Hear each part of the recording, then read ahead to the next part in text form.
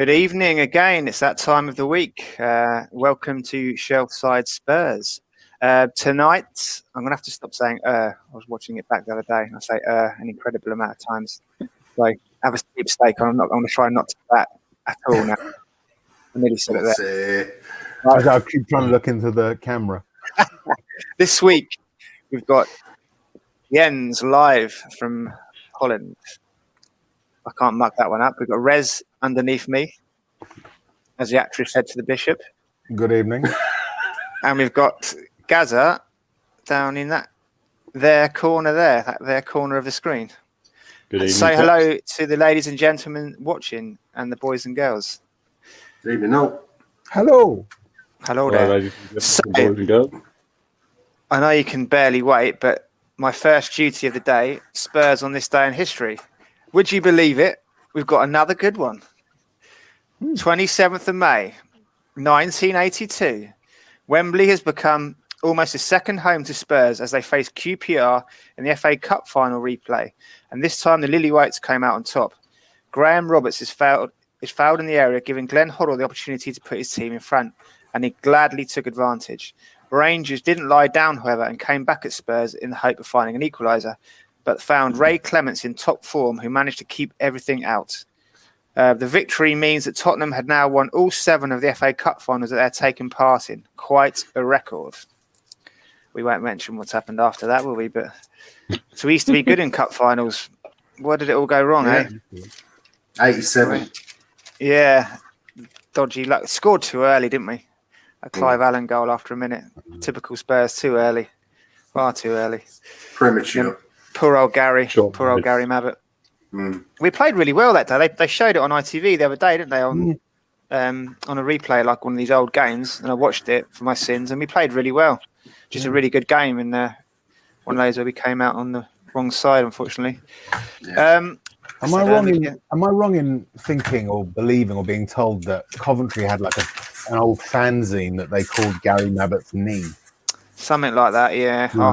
After that cup final, when we played them 2 or 3 years ago in the FA Cup, they all wore the shirt, didn't they, from the '87 cup final? Proper shithousery. I remember we absolutely spanked him that day, didn't we? Yeah, we did. I took Steve with me. He enjoyed that. Good day out, that was. I think they were in Div 1 or 2 at the time, weren't they? So good to hand them their arse after '87. Enough of yesteryear. Let's move forward into slightly less yesteryear. Back to the weekend, if anyone can remember it. Sunday.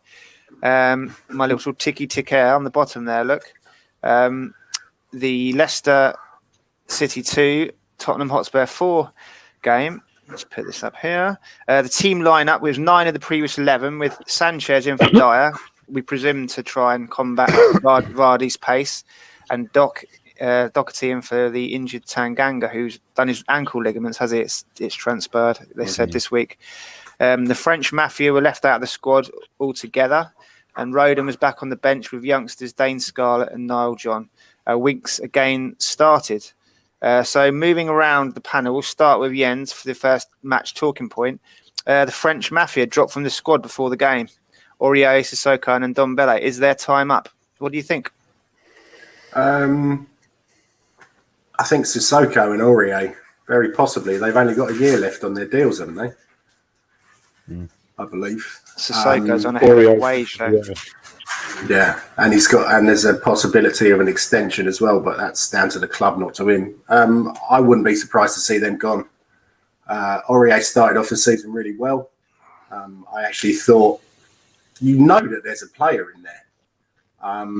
But he just needs to concentrate on not making so many stupid fouls and having too many brain files. Sissoko, he has his uses occasionally, but it's just not enough days when he does turn up and when he actually looks like he's trying. And Don Bailey, massive amounts of talent, doesn't seem to be bothered, but I keep him for another season and see how it goes. Yeah, the problem with Sissoko, as I said, apparently he's on like a mega wage, so he's not likely to want to leave voluntarily. So any club buying him is going to have to match his wage. When we gave him that, PSG. They're going to, are they? No one's going to match that wage for a 32. Is he 32-year-old? Well, let's hope he has a good Euros. Yeah, he could do. I suppose he made the squad ahead of Ndombele. Didn't make the squad, did he? So, going around the panel then, Gaz, do you think their time's up? What did you make of them being dropped from the squad? What did you think the reasons behind it? I've got to hold my hands up. I didn't actually see the game. I've only seen the goals from it because, as I said last week, I was out watching racing. But I listened to it on the radio. And it later transpires apparently they weren't all fit, so carrying some sort of knock in some respect. Apparently, I think isn't it? was sick. But yeah, you can make up any old excuse for him not playing. Personally, I think Aurier and Sissoko, ideally, if we can get rid of them and pick up, I don't know, between the pair of them, £30 million, that would be a result. I think if somebody comes in for Ndombele, and there's rumours of Barcelona maybe, we can get anywhere near what we paid for him back. Don't know. It depends. Yeah. It comes down to who the manager comes in. I think Wijnaldum's going to Barca, isn't he? On a free. Is he? Yeah. They haven't got a lot of money, but yeah, exactly. That's why. Frees, haven't they? Sorry. They've done some decent business on their frees, haven't they? They've got Aguero, Memphis Depay as well. I think was. I reckon Depay, yeah. Free. They were trying to get him last year, and now he's obviously a free as well. So they've obviously tapped him up. I think. I think there's 4 of them going on a free.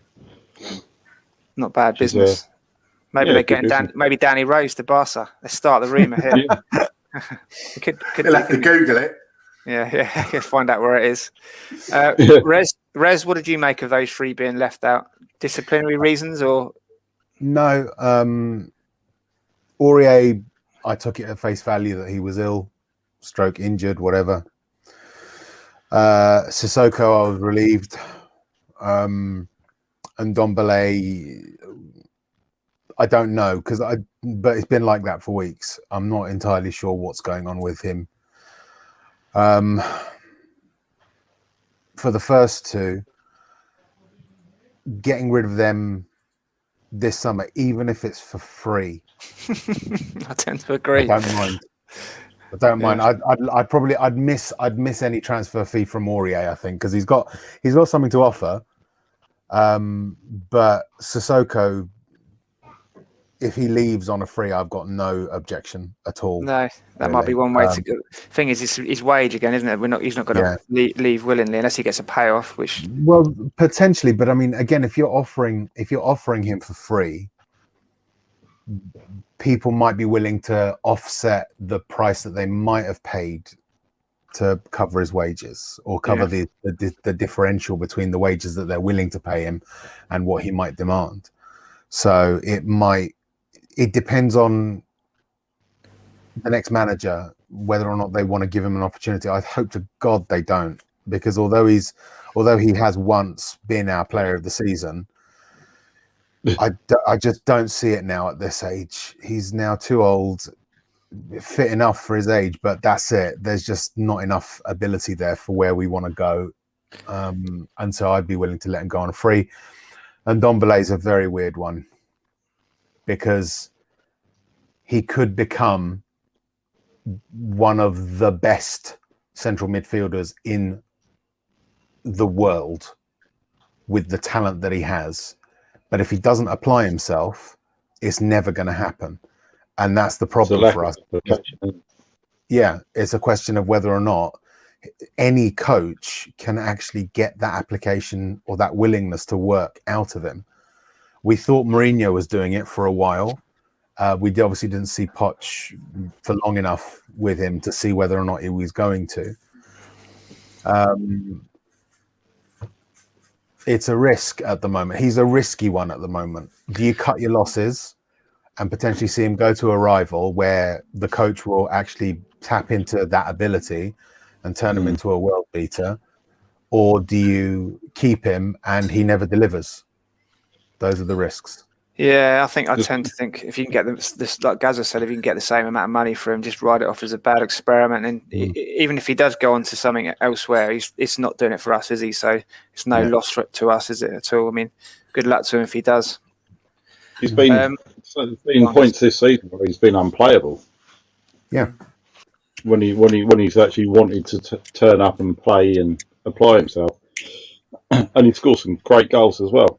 Yeah, he got kicked shitless, didn't he, in that first game against Dynamo Zagreb, and then the Goon game at the weekend, he was obviously injured and not fully fit, and then the second leg he didn't turn up there either, did he? So he got kicked out of that, basically kicked out of 3 games, didn't he, by just getting kicked out of the first Zagreb game. So it's one of the talking points for later, but when we do our review of the squad over the season, but I think if we can get the same money for him, it's time to cash in, I think. Next talking point is going to you, Jens. Harry Kane's goal and overall performance, much better, wasn't it? Back to his old self. What did you think? Yeah, I think he played well. It's a lovely goal. He was lively.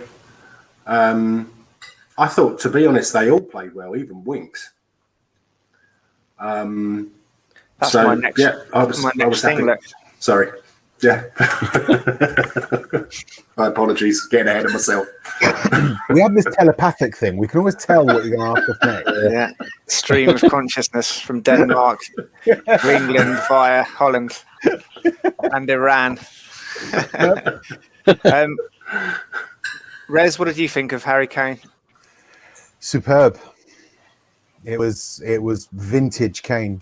You know, that volleyed goal was one of the sweetest things you'll ever see. Just the technique behind it, to be able to swivel his body, because he wasn't perfectly placed for it, moving onto it, and just to be able to pivot like that and get his shot away was absolutely supreme. Yeah, not much more you can say. He was great. For an in-depth analysis of his overall gameplay, there can only be one man to talk us through that, Gazza, the man who didn't see it. Do you want to talk us through his goal? Do you want to talk us through his goal, Gazza? Oh, no, I've seen the goal. It was a great goal. But yeah, I think he got a little bit lucky with was it a third goal when it bounced up and hit him on the hand? But due to VAR rules, it was too early in the play, and it was. Also, it hits thigh first, which they seem to be letting people away with, aren't they, at the moment? If it hits another part of their body and then pops up onto their hand, they seem to let it slide. From what I heard on radio commentary through Talk Sport, he played even better second half, and obviously assisted as well. Yeah. But speaking it's good to have him back. Yep. Speaking of good performances, Jens, do you want to take this one, as you touched on it earlier, from Winksy? Yeah, there wasn't as much falling over. There wasn't as much losing the ball. We all know that he's a relatively limited player in regards to his passing, but I thought he hustled well. He tackled well. I think he probably realised that he needed to have a good game to try and get in the Euro squad. But that didn't work, did it? So no, we've only got one spare in there now, haven't we? Dyer missed out on Winks as well. Rez, what did you think of Winksy's performance? If we're talking relative to what Winks usually does, it was an immense performance. If we're talking about what you would expect from a Premier League central midfielder, it was okay. He's still not pulled up any trees as far as I'm concerned.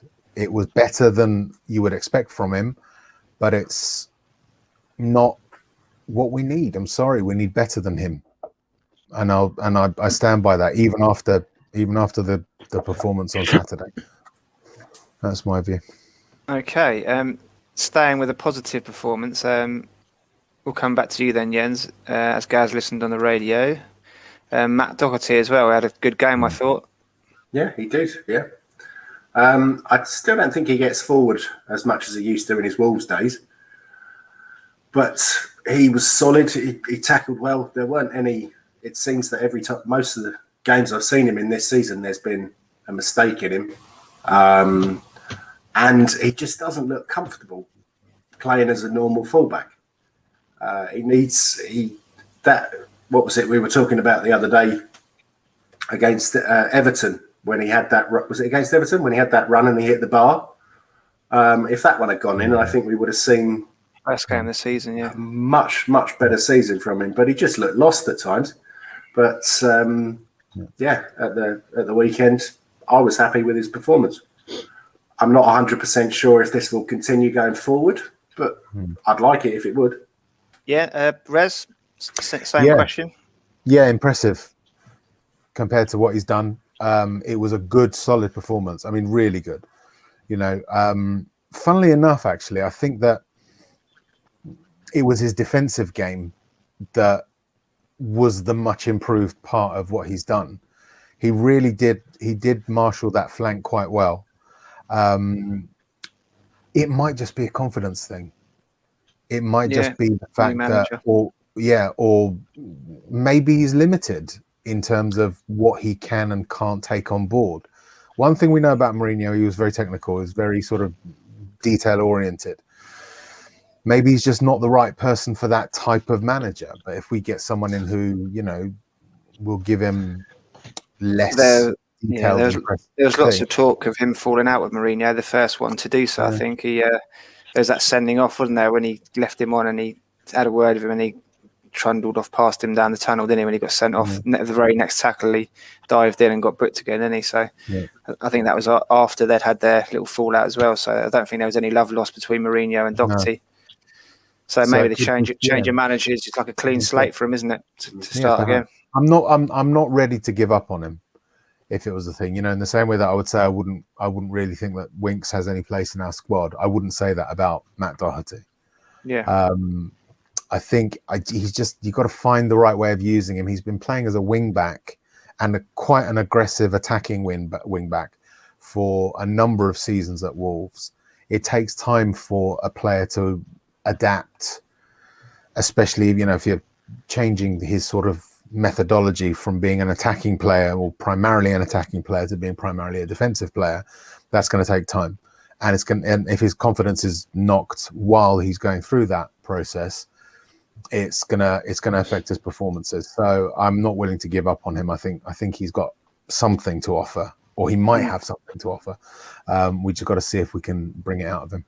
Gaz, did it come across on the radio? Did they say that he was playing well or not? Or the commentators, did you get the impression he was having a good game from their commentary of it?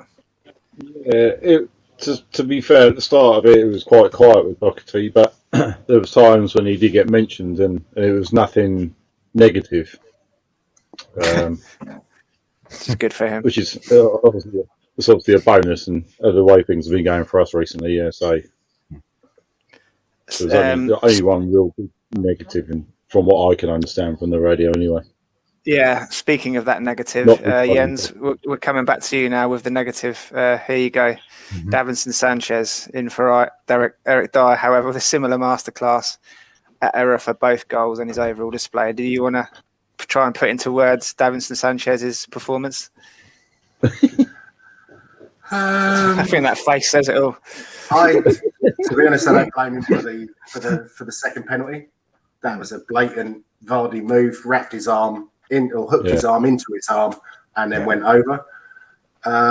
The first penalty, I don't recall that mistake. I know that Toby tripped him, but he was caught wrong-sided by Vardy. Oh, was he? Okay, Just one straight ball out of the top, and he was the wrong side, and he got inside him, and he tried pulling it back a few times. And then, otherwise, I don't think he played that bad. As I said, I thought the whole team played pretty well. Right, where's that button to kick people out? Is Susie hidden your glasses or something? I lost my contacts, so yeah, it's the one labelled Stalinist purge. Maybe I've got confirmation. From the radio commentary that I was listening to on Talk Sport, it was I think Sam Matterface turned around and said, he goes, he's a guy who looks like he might just peer over to the bench and say, do me a favour and get me out of here. I'm not a celebrity. I'm a very awful footballer. Get me out of here. Yeah, he wasn't the best. Second half, he popped over the goal. Probably would have been. Yeah. Rez, did you want to take on? It was obvious he was definitely an error for the first one. If I'm being honest, I can understand why he was picked, because they wanted to try and counter Vardy's pace with a pacey defender of our own. But I would have, to be honest, I would have put Toby on the right and would have put Rodon on the left and let Toby's experience neuter Vardy's threat rather than trying to match pace for pace.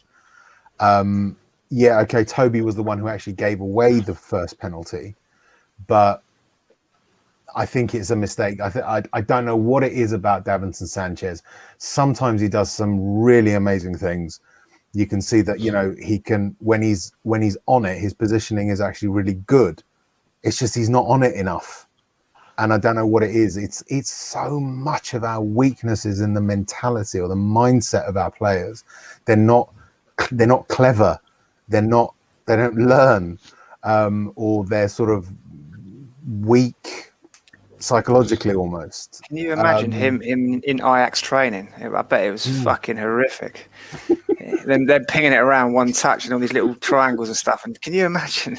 Yeah, it's great. It's great training, and if anything, you would hope that would have, transferred across. I don't know what it is. Maybe it's something that happens when players come to us, or maybe it's just we don't pay attention to the minds of the players that we're looking to buy. It could be anything, but that's what I think it is. I think it's a mental thing with him, and I don't think it's fixable. Gaza? I was going to say, there was a thing on the Amazon documentary when Jose first set up and he targeted Sanchez, didn't he? In the Europa League final. That's right. I don't remember. He actually did. He said it. He said to Davinson, I deliberately focused on you when he was in charge of Man United. I deliberately focused on you when we played you and we won. I think he even said, and we beat you or something like that. Yeah. But do you know what? Again, I don't criticize Jose for that. I don't. All the talk about the thing, my view of the psychology of the players, some of them need a kick, a real slap around the face to wake up and start being professional and start actually wanting it.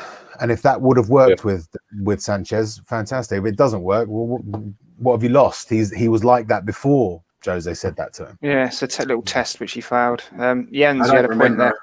I don't remember any of my Ajax supporting family and colleagues being too upset about him leaving.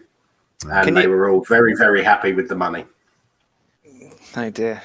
Got our pants pulled down there then, didn't we? There's quite a few people watching I can see from my screen here. So can you put in the comments section there your thoughts on Davinson Sanchez? Maybe I've got confirmation bias and I was expecting him to have a bad game. So let us know in the comments whether you thought Davinson Sanchez had a good game. We certainly won't recoup our money on him. No, how much was it? It was a lot, wasn't it? 40 million. 40 million. Unbelievable. We'll do well as well. He was record signing at the time, wasn't he? For a while. He was. To cheer ourselves up, we'll bring up the next talking point. We'll start with you, Gaza, because you've seen the goals. Bale's 2 goals and his cameo to leave us on a high if he doesn't come back. What did you make of his goals? Yeah, took him well. Had a little 1-2 with a post, just to showboat a little bit. But yeah, you know what? Bale ended up, I think he had the best goals to minutes ratio, something like 83 minutes per goal. I think, and he was our third highest goal scorer, easily within the top 15 of the Premier League goal scorers. And he didn't really play that many games. I don't know the full stats, but if he'd been I appreciate he probably had a lack of confidence. He wasn't confident in his body. Obviously, his injury record not been the best, but if he'd been played more often, who knows? That's the argument, isn't it? Everyone says that he didn't perform in the big games, but he wasn't really given the opportunity to perform in the big games, was he? Yeah. No, he played. I think he started against Arsenal, but I mean, who did who put their head above the parapet and had a good game that game already. Yeah, exactly. So, Rez, what did you think of Bale's performance in his 2 goals? It was lovely. It really was. It was that sort of seat of your what's it called, edge of your seat football that we really wanted to see from him. He was lively, just those goals as well. Yeah, he's. I would love to see him back next year. I would, as long as we're certain that the manager will, whoever it is, will use him, even if it's just 1 game a week. Guess that's a question for him as well, isn't it? Yeah, even if we only use him, say in the Premier League, and it, or he only plays league games. I think he can do a game a week, and having him for 38 of those games would be wonderful. I think, because I still think he's got it. It's a question of whether he wants it. I think he'd be quite happy to play 1 game a week, wouldn't he? From the way he prepared his body this year and stuff. So it might be a compromise that can be had there. Jens, what did you think of? Sorry, go on, Gaz. I was going to say, in his interview after the game, he kept relating to Spurs as we and us. And, but obviously, with what's happened overnight at Real Madrid, that could change quite easily. Yeah, absolutely. Maybe he knew that. As I said, post-match we'll get onto his comments after this. Jens, just a quick, if you could touch on Bale's performance and goals before we look at his comments after the game. Highly average. You're just being like the tie of the channel now, aren't you? Saying controversial things. Brilliant. He was really good. Really, really good. I just need some red headphones. You're calling him Ty from AFTV. Just on the wind-up, isn't he? Jens is on the wind-up. Same haircut. No, I thought he was brilliant. The 2 goals were absolutely fantastic. But now I'm reading that he wants to become a professional golfer. So, I don't know what's going to happen with him. I think he's lost enough of the game. If it was his last performance for us, it was quite a way to sign out, wasn't it? It was absolutely, just a classic Bale. That last half an hour, just running at people, shooting, top class. Which leads us on to his comments after the game. He said to Sky, "I know what my future holds, but it will just cause chaos if I say anything." What do you think he meant? If we come to you first, Gaz. I'm wondering if he knew that Zidane was going to quit. Yeah, because if he said, "I'm going back to Madrid," because it hadn't been announced yet, had it? That could be just that. No. Yeah, so. But then it's kind of, if that's true, he's kind of contradicting himself, saying we and us in terms of Harry Kane. We'd love to have him still here. We love playing with him, etc., etc. But I personally think he knew something was going on with Zidane, and he's heading back to Madrid. There's rumours are that he was supposed to be retiring from football in the next year or so, even after the Euros. But his agents come out and rubbished it. But to be fair, his agent come out originally and said he ain't going back to Tottenham. But look what happened. Yeah, so, he won't retire because he's got another year of his Madrid contract, and he's on like $600,000 a week, isn't he? If he retires, and he's not going to write that off, so he'll at least be playing for another year. I think we can safely say. Rez, what did you think of the comments? Part of me wants to think it's just after what happened last time he spoke about his future. Yeah. And the sort of furore that came out of him basically not saying anything that wasn't true. I think he might have just been hedging, and just didn't want to say anything about it. If you want to sort of think that maybe he was trying to say something, ultimately, what could he say that wouldn't cause chaos? He could say, "I'm going back to Madrid." That would cause chaos. He said, "I'm staying at Spurs." That would cause chaos. He said, "I'm, retiring to become a professional golfer." That would cause chaos. I genuinely think he just didn't want to say anything. Yeah. And that's why he said it will cause chaos, rather than I know what, I have something in mind that is chaotic, but I'm not telling you. Gotcha. Yeah, tend to agree. Jens, what's your take on it? I have to say, I think it's very similar to what Riz said. I'm not 100% sure about it causing chaos, but it will cause a few maybe raised eyebrows or and some headlines. I think his version of chaos and mine are quite different. Like Gaz said though, any new manager that comes in will be wanting all the quality players they can get, won't they? And it's a clean slate for him. So who is there? Conte possibly they reckon is going to go to Madrid, don't they? I don't know if that's Allegri seems to be going to Inter. I think that's all been agreed now. I saw Fabrizio Romano say that would all been agreed. Allegri to Inter. So no, Juve. As a Juve, is it? Juve. Oh, he's gone to Juve. He's going to Inter.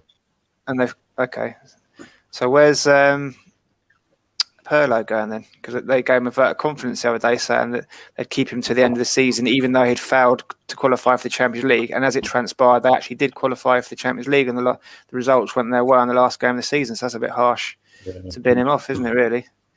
He won't be coming to Spurs, will he, Pirlo, because he can't speak a word of English. No, he can't speak English. No. Or manage a game. Brilliant player, though. Brilliant. Yeah, no denying it. He's a superb player, but the idea that he's in any way prepared or ready to manage one of the giants of Europe he got thrown into it. He was put there. Yeah, it's all related to the Ronaldo stuff. Basically, they didn't, they wanted to have Ronaldo in there for the commercial thing that he would bring, not because they necessarily wanted him playing. But because of that, they couldn't really get a manager who would potentially rock the boat when it comes to the Ronaldo thing. So they picked up Pirlo because he was cheap, he was available, and he would probably go along with whatever the hierarchy told him to do. Yeah, he was running the B team, wasn't he? He'd only just started, I think. Yeah, he was running the B team. Tim Sherwood? Run around a bit. Just run around a bit.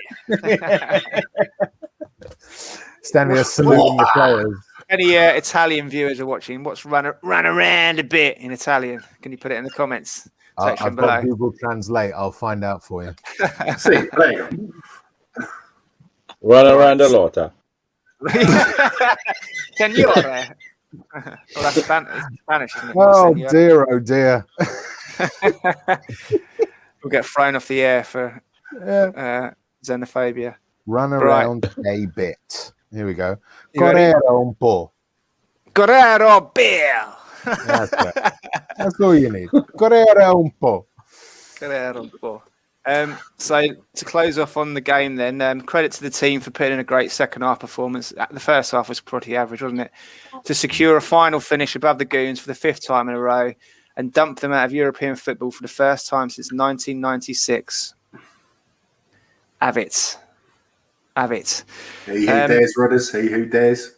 Yes, so we went flying into the Europa Conference League. Now, I've done a bit of research for you boys, so we can let you know what that's all about as we qualified for it the first time it's been held. So basically, UEFA decided to streamline their European competition by reducing the size of the Europa League from 48 to 32.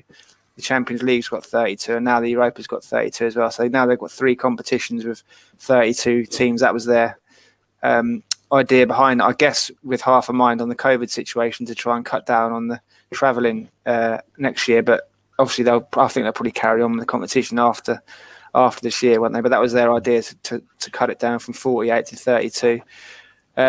Now, the fixtures are going to be played on Thursdays. The Conference League games are going to be 5:45 and 8 o'clock kickoff time. So not a lot of difference to what we're used to at the moment with the current Europa Cup. And it's actually going to be on telly. Let me just bring you down to here. I've looked into that. The qualification rounds, first of all, they start in early July, but the playoff round where Spurs enter takes place on the 9th and the 16th of August. The final is on the 15th of May next year in the 22,000-seat arena Combateri in scenic Tirana, Albania. Has anyone ever been to Tirana? No? 3 shakes there. BT Sport have picked up the rights to it, so they're going to be showing it in the UK. And I understand the CBS networks have picked it up in America, and there's a Spanish language one as well that's picked it up. So all the American guys can watch that. Now, some of the teams that have qualified now, the second one on here, Villarreal, they actually get bumped up to the Champions League for winning the Europa League last night, so they're not in it anymore. So I guess it goes to the team underneath them in the Spanish league. So there's some big guns in there. Like Roma, Anderlecht, Rennes, France, Union Berlin, Lask, Basel, Copenhagen, Jens, Ghent, Feyenoord, bring it. Yeah, Aberdeen, Hibs, Dundalk, which is Big John Mountney's former team. Yes, Absolutely. Rosenberg, Mold, Hajduk Split, CSKA Sofia, Carrier Bagger in it. Vitesse Arnhem, and some funny sounding ones. Dynamo Brest and Gaza. I thought you might appreciate that one. Ashdod. There's a team called Ashdod in it. So That's I think we should. Yeah, it is. Yeah, you're right. Yeah, so I think we should. Have you noticed the first team that are on that list? Roma. Yeah. Jose Mourinho's Roma. I think got Spurs Roma final written all over it, doesn't it? It has. It does. It's written in the style. Just like we're off Albania, lad. I think we should adopt. Who do we want to adopt in the first round to track their progress? Ashdod or Dynamo Brest? Who are you thinking? Ashdod. It'll be Ashdod, isn't it? The Israels. Which is the one? Which is I don't know if this is actually the case. I saw a tweet on a forum that one of the stadiums got a train that runs alongside. I think that's just a wind up. It's real, because I want an away ticket to that match if that was the case.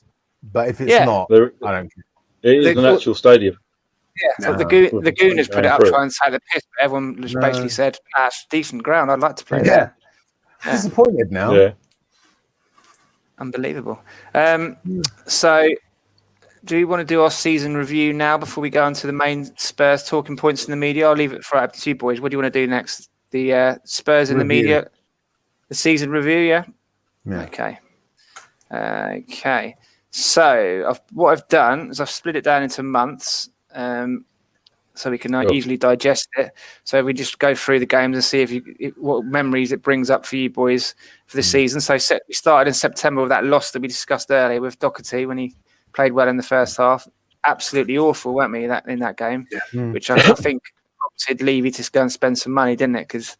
And I think we said at the time, didn't we? I wonder if Mourinho deliberately stanked the place out to show Levy that he needed some reinforcements. It was very huff and puff throughout that game, though. Everton looked great. I thought maybe we made them look good, but Everton were good. Yeah, they hit the ground running a bit better than us, didn't they? Yeah. So a tricky start, and then I say Levy actually went out and signed some players, didn't he, after that? Then we had our Europa. It was a qualifying stage, wasn't it? We had to play Plovdiv, so we went away and won 2-1. The Southampton game, again, we were absolutely awful in the first half, weren't we? And then the Sonny and Kane show in the second half when Kane set up all 4 of Son's goals. Beautiful. And Lamella, didn't he, set up Kane's one with the shot that was parried down, and then Kane had the tap in and got absolutely nailed on the line, didn't he? And we thought, is he injured here? We went away then we had Shendija away. We won 3-1, flying through these qualifying rounds. Newcastle at home. Now, that was the dodgy penalty at the end, wasn't it? Eric Dyer, when the ball was headed against his arm. Chelsea was the League Cup, wasn't it? So the first round. Go on, Gaz, you got. Yeah, just going back to that Newcastle game, obviously with the handball rule, and they changed the handball rule not long after that. I can't believe they was immediately after that. Season. They're not supposed to. No, you have rules of article. What the word is.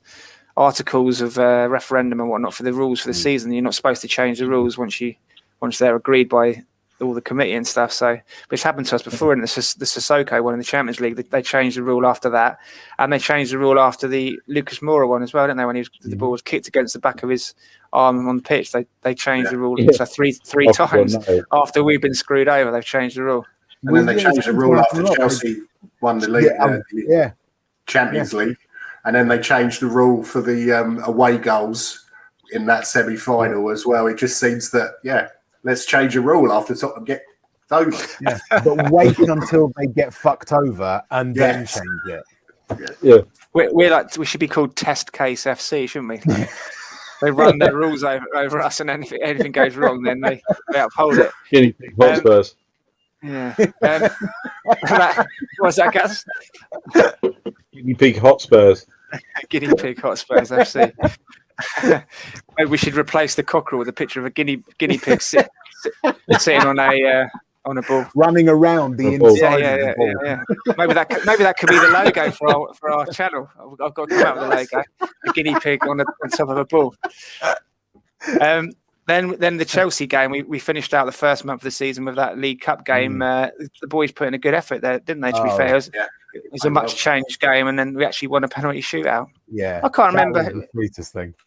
It was Dyer as well who got the last. Yeah, did he score the win, or was it 5-4? And then one of the Chelsea players, I guess they missed. Can you remember who missed? Which Chelsea player missed? Let's bring it up here. I'll let you know. I've got all the results. Was it Mount with the Brits? Mount. I think it was Mount. You might be right. Yeah, yeah. And the reason I remember is because I hate Mount. Yeah, Mount's hilarious. I don't like him. I really don't like him. So I was really pleased when he missed it. It was lovely. Definitely going with Mount, are you? Yeah. Okay. Timo Werner. Timo Werner. Reece James. So we have. So there's a pretty shit month if you look at it, wasn't it? Yeah.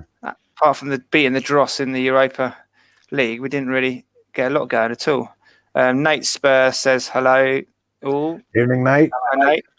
Julie, in her own inimitable way, says, "I think that's kind of an okay. Hello, how you guys? Yeah, one of those beers up for the Spurs." Then that takes us into October.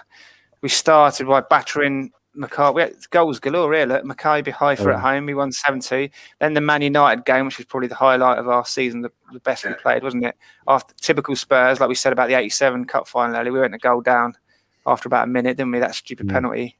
What happened with the penalty? What happened with the penalty? Was it Dyer brought down Martial in the area?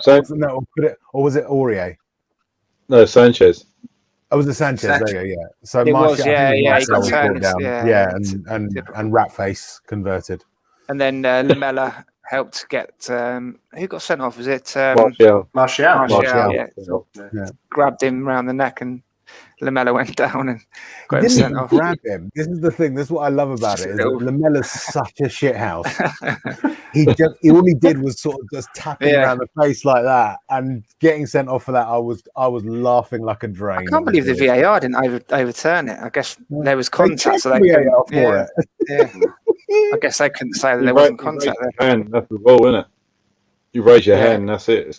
That's it. Game over. Well, the Serge Aurier goal was quality as well, wasn't it? Like the build-up play and stuff. I can't remember how many passes it was, but Sonny, who got the goals? I think Sonny got a couple, didn't he? I can't remember. I can't remember that. Tongi got one as well. Tongi got one, didn't he? Yeah, they kind of kicked it into the ground, didn't he? Yeah. Aurier, Kane, that's 4 of them. Didn't Kane get a couple? I think Kane got a couple, Son got a couple, and then Tongi and Serge got the other ones. Bale after 4 minutes. Sonny got 2. Kane got 2, including a penalty. Lamella got 1, and Aurier got 1. We've both got an assist. Sorry, guys. Yep. We've both got an assist. Sorry. Yes, he did. You're right. Then the West Ham game, which I think is probably a bit of a turning point, because after in the league, we'd obviously battered Southampton and Man United, scoring 11 goals. Then the West Ham game, that first half, we were scintillating, weren't we? 3-0 up. And I think in the second half, Kane hit the post to make it 4-0, didn't he? With that skidder one from range. And then obviously we conceded 3 goals in the last 10 minutes. And Mourinho seemed to kind of shut up shop after that, didn't he? Yeah.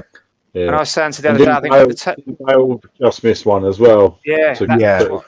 At 3-2, Bale came on, then he jinxed around 2 or 3 of them and just put the goal on his arse, didn't he? But put the ball past the post. What might have been, Kane would have been, Bale would have been up and running, wouldn't he? And we'd have arrested the momentum that the West Ham had got in the game. That was my turning point for the season. I said on another podcast the other day, because Mourinho completely changed his demeanour and style of play after that. Then he seemed a bit happy to let us go a bit gung ho up until that point, and then he decided 3 goals in 10 minutes, no more. We're going back to my way. 1-0 wins all the way. The game after that, we came back to beat Lask 3-0. Burnley away. Can anyone remember that game? 1-0. Yeah, we scored near the end, didn't we? Talk amongst yourselves. I'll bring it up. Let's have a look. Yeah, I seem to remember Chris Wood played really well. Sonny scored. Yeah. 76 minutes. Sonny scored. Yeah, late on. Yeah. And Ashley Barnes was awful game in Antwerp. Yeah, then we went away to Antwerp and lost, didn't we? 1-0. Stank the place that out. was that shock thing because they didn't really do all that much. I mean, we didn't do anything either, to be fair, but they didn't really do a lot. We just couldn't break them down. It was actually, that was the comment. That was the first time that Mourinho commented saying, I know who I can trust. That's right, yeah. After that game. He played his backup players and they didn't step up, did they? So I think after that, he decided to play his first team in that competition as well. Leading on to November, we beat Brighton at home 2-1. Let's have a look at that one. Who scored those goals? Any takers there? Ndombele. What we got here? No, Ndombele got booked. Kane and Bale scored the goals. Right. It was Bale's header, wasn't it? The header, yeah. That was his first goal, wasn't it? Yeah, it was, yeah. Lamptey scored for Brighton. Didn't they score after Højbjerg got mullered? Yes, 56 minutes they scored. Lamptey. He was fouled, wasn't he? Højbjerg was fouled and absolutely taken out, and then they went on and scored. That was like the Newcastle game, actually. Near the end. Ludogorets, we went away and got back to winning ways in Europa with a 3-1. West Brom away, 1-0. Any memories of that game, boys, while I bring it up? Not really. Who scored? Kane, 88th minute. Oh, the little header. You know, that Dot clipped in there. Yeah. You got the deft little header over the top. Yeah, we were kept trying to knock on the knock at the door all game, and then it just wasn't happening. Minute, There's that sense of relief when Kane actually finally got one. Because they didn't threaten us at all. Yeah. The Man City game, which was probably one of our better Mourinho type performances, wasn't it? Defending well and then hit them on the counter. Mourinho type performance. Any bonus points for guests? Remember who scored our goals there? Bergwijn. The Chelsea. It wasn't Bergwijn. Bergwijn scored the first time last season against Man City. It was Kane again, wasn't it? No, it was Sonny. 5 minutes into the game, he scored. On one of those counter-attack goals, wasn't it? Like one of the long balls from Harry, I think. It was because they got caught hard at the pitch, didn't they? And then Kane put the ball down and quickly knocked it in for Sonny and behind him. Because I remember Pep moaning that they didn't react properly, did they? Yeah. We battered Ludogorets at home 4-0, and then that Chelsea away game, that was we were quite happy with that at the time, weren't we? That we'd planted them, took the point and away from home at Chelsea all day long, weren't you? Well, it was at the time the talk was that both teams would defensively frail, so it would have either been Lampard was still there. It was either a case of both teams, playing out a ball draw, or it being a ridiculous 8-8 game or something, Both teams part the bus for a 0-0. Yeah. We started off the month of Christmas with a 3-3 draw away at Lask. I can't remember that game. Let me have a look, see if it rings any bells on the spreadsheet here. 3-3. Oh, it's under a different thing. Can you remember the last game? Anyone? No. Didn't we? Not really. Oh, here we go. Lask. Didn't they score? Bale scored a penalty. We came from behind, didn't we? Yeah, penalty right on half time. Yeah, we were awful, weren't we? First half, 2-0. We were 2-0 down at half time. 5 times at half time. Yeah, and then Bale equalised with a penalty. Sonny scored, then Dele Alli got a penalty right at the end, came on to rescue a point. They scored after 84 minutes and we scored after 86 minutes. Don't remember that game really, to be fair. I remember Bale's penalty. I remember Bale getting a penalty just before half time. That's about the most of it. The Arsenal game, again, another Mourinho masterclass, wasn't it? Like team shape and not. They sort of had the majority of the play, didn't they? All the possession, but we beat them 2-0. 2 great goals. Sonny's goal, I was up out of my seat for that one. And then Kane's in off the crossbar, wasn't it? Yeah. Just job done. Antwerp, we beat 2-0. Palace away, 1-1. Any recollection of that, boys? Palace away, 1-1. I'm pretty sure. We were crap, weren't we? Yeah, they went 1-0 up, didn't they? And we got a late equal. Oh no, we went 1-0 up, and then they got a late equaliser. That was Harry Kane 23 minutes, and Schlupp scored after 81 minutes. That was the beginning of sort of being relatively toothless up front, scoring early, and then just dropping back and conceding. That was the beginning of it. We could have done with the result. They're looking at the next game to put the pressure on ahead of that Liverpool game to sort of. I think we stayed top, didn't we? Because the results went our way, and then we did ever so well in that game as well, didn't we? Stevie Bergwijn had those 2 chances, hit the post, and Harry Kane had that header. He headed down into the ground and went over the bar, didn't it? All strikers are told to head it down, and about a yard out when they headed it down and over, and we did ever so well. And then we were just sort of trying to come to terms with the draw, weren't we? And then they conceded that stupid goal. I think it was Sissoko, wasn't it? Not marking, which became a bit of a habit. Not marking Firmino. Yeah, which became a bit of a habit through the season. Eric Dyer got blocked off, didn't he? Well, blocked off. Yeah. It was a bit soft, wasn't it? For me, that was the turning point of the season, because it was Liverpool screwing us again. You know, when the pressure that kind of resurged their season, didn't it, a little bit? Yeah, they were struggling a bit, and then it's when it happened. It was like the Champions League final. You know, it was Liverpool that did it to us in a high pressure game again. This time, it was Liverpool did it to us in a high pressure game again, and this is the whole mentality thing again. I think that just completely knocked the stuffing out of us for the rest of the season. It did, and then looking at the game after that, we had another game against Leicester were flying at the time, weren't they? And we thought we could bounce back, and we were cock a hoop, weren't we? And we were absolutely shocking, and they deserved their win easily, Leicester, didn't they? Yeah. Then we went to Stoke away in the League Cup, 3-1 win. That was just a routine game, wasn't it? Yeah, and the Lynn Derby then after that, Gaza, Wolves away, 1-1. Can you remember what happened in that game? Let's have a look. Scored really early, and then we just sat back and they scored late on. Traore. Ndombele scored after 1 minute. Yeah, apparently I don't remember that, but after a minute, and then. He come from the corner and he got that and he hit it hard and low. Very far yes, you're right. Yeah, you're right. And then Saïs, 86 minutes. Yeah, Saïs, that's right. Saïs, head of the corner, wasn't it? Another one. That's when we were shipping goals from set pieces left, and right, centre. Won that game as well, from memory. Yeah. Probably should have done. So new year, new Spurs. We started with 3-0 win. That was another good Mourinho type performance, wasn't it? Remember the Sky commentators just licking Leeds dry, weren't they? They were all over him. Like, you wouldn't have known that we were 3-0 up. They were just like waxing lyrical about them, weren't they? Just thinking they're the best thing since sliced bread, and we beat them 3-1. Didn't really get a sniff up front, did they? No. Brentford in the League Cup, that was quite a tricky game, as I remember, because they played quite well, didn't they, Brentford? They really did. Bit of a job to put them away. Well, they're in the playoff final, aren't they, this weekend? They had a goal. They made it 1-0, and the goal got ruled out by VAR, didn't it? Yeah. Right. And then I think we went up the other end not long after that and scored, make it 2-0. The Marine game, that was on BBC. I remember that one. Vinny got a hat trick, didn't he?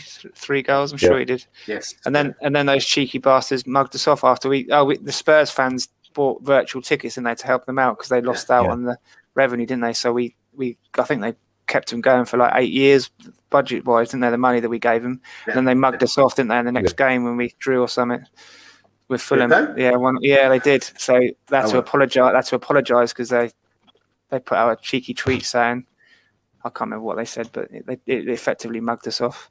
Now, I said on the podcast the other day that for me, the Fulham game, I remember myself and my brother watching it. We were absolutely awful that day, and that was one of the lowest points this season, I think, for us, the Fulham game.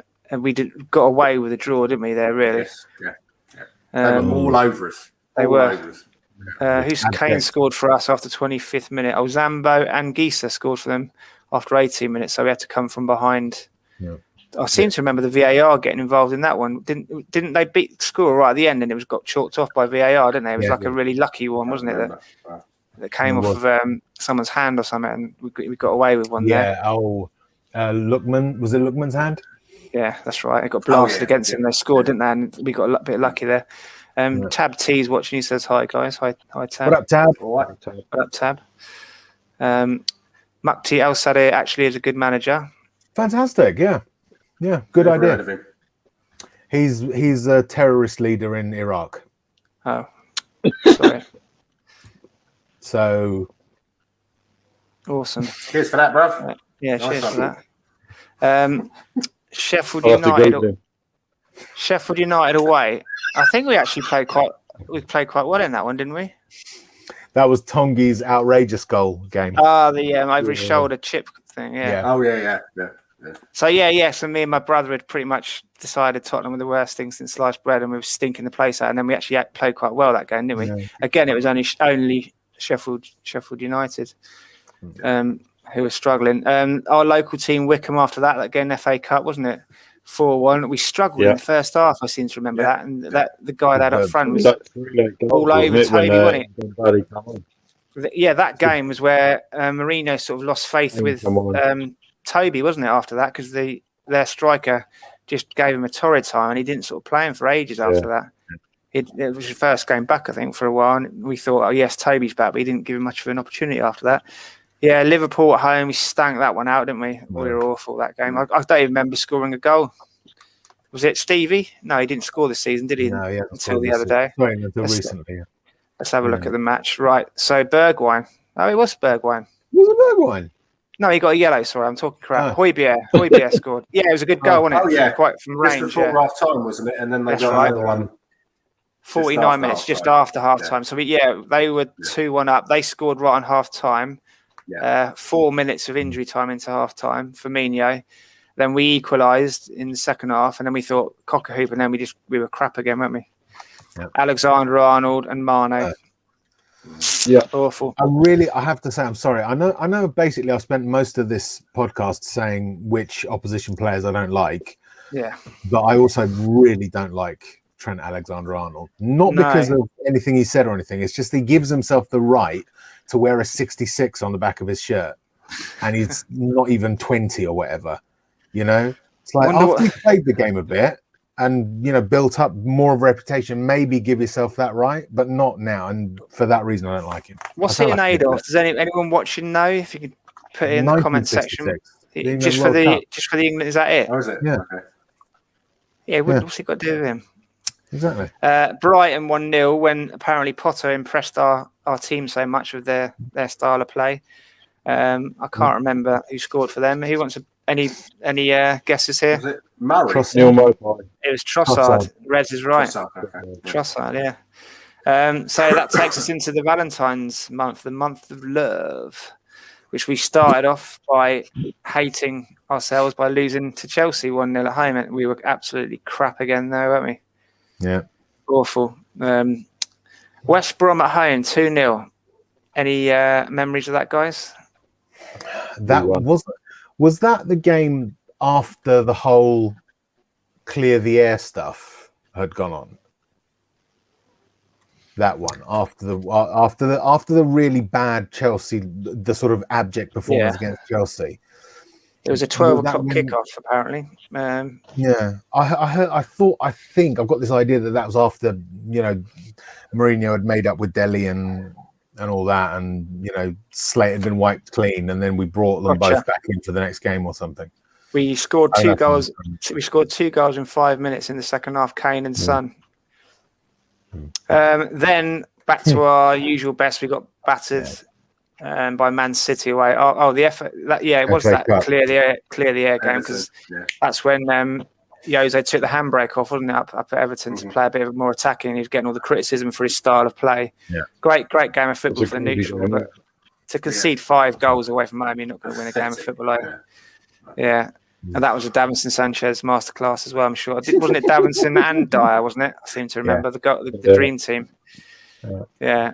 Then somehow Davinson managed to play again against Man City, and that's when he humiliated himself by falling over and eating the grass, wasn't it? When he was trying to, I don't know what he was trying to do. He lost control of his hands, took his arms away, and sort of headbutted the floor like a flapping fish, didn't he? Bambi in the headlights. Luckily for us, we had Wolfsberger away after that, so they were fucking dross, weren't they? We got lucky with the draw, didn't we? They were the lowest ranked team left in the competition.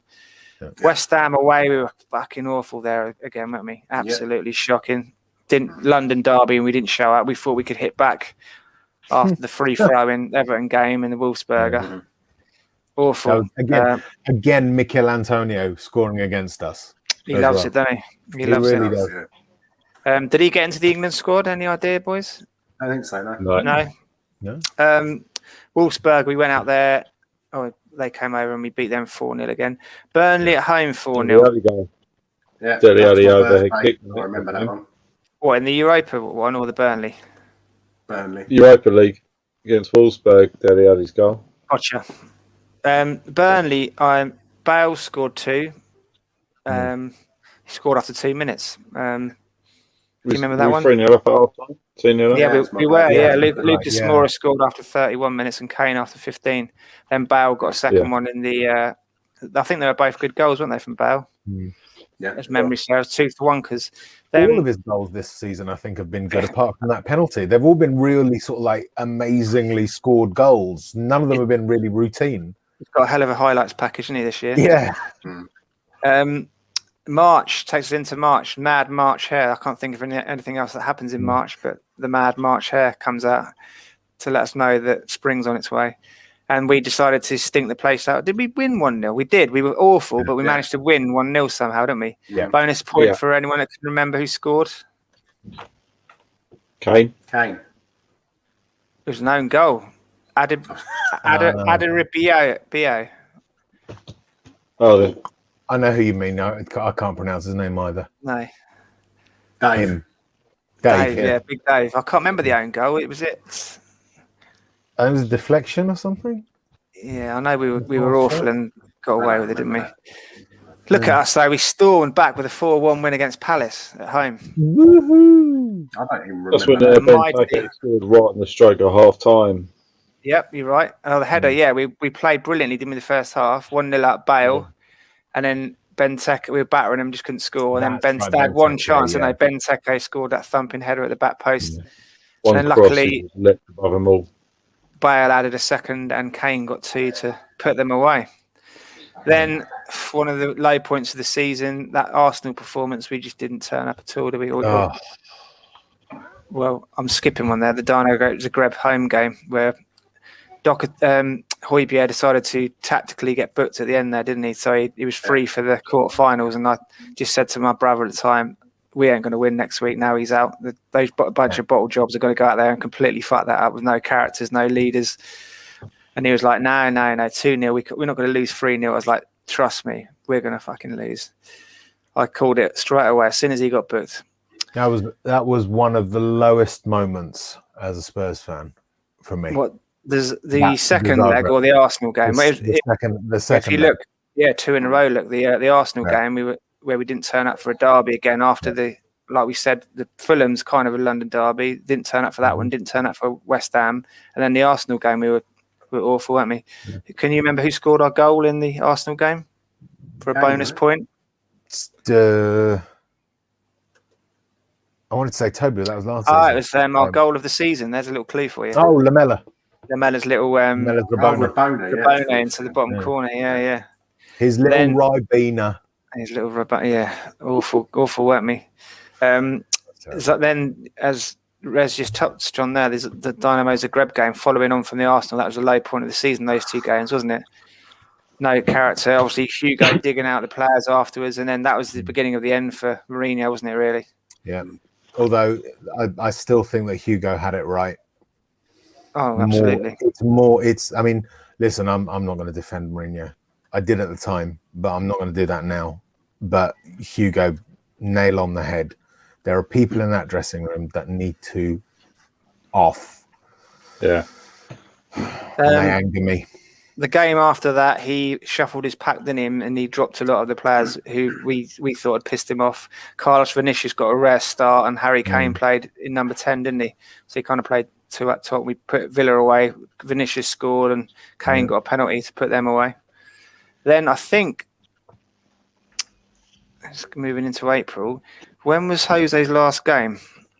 I think he survived the Man United game, didn't he? It was Southampton. It was his last game, Southampton. Because it was 6 days before away last game. Mason's first game was Southampton. Man City, yeah, you're right. Oh, right. That was it. Sorry. Yeah. So it's just 2-2 draw. So Newcastle away. I can't. What happened in that one? Can you boys remember? It was 2-1. Again, we went 2-0 up. Half of that. We did. No. They went 1-0 up. Joe Linton scored.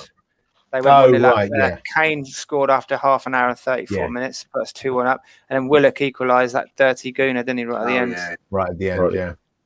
Yeah. Man United at home, we were fucking awful, weren't we? Yeah. Bonus point for who can remember scored against United. Who scored against United? Hoiberg. No, that was Liverpool. Yeah. It was Sonny. Everton away, the beginning of the end for Jose. 2-2 draw. Let's have a look at the tail of the tape in that one. So 1-0 down, 2-1, 2-0 down, 2-2. We went 1-0 up.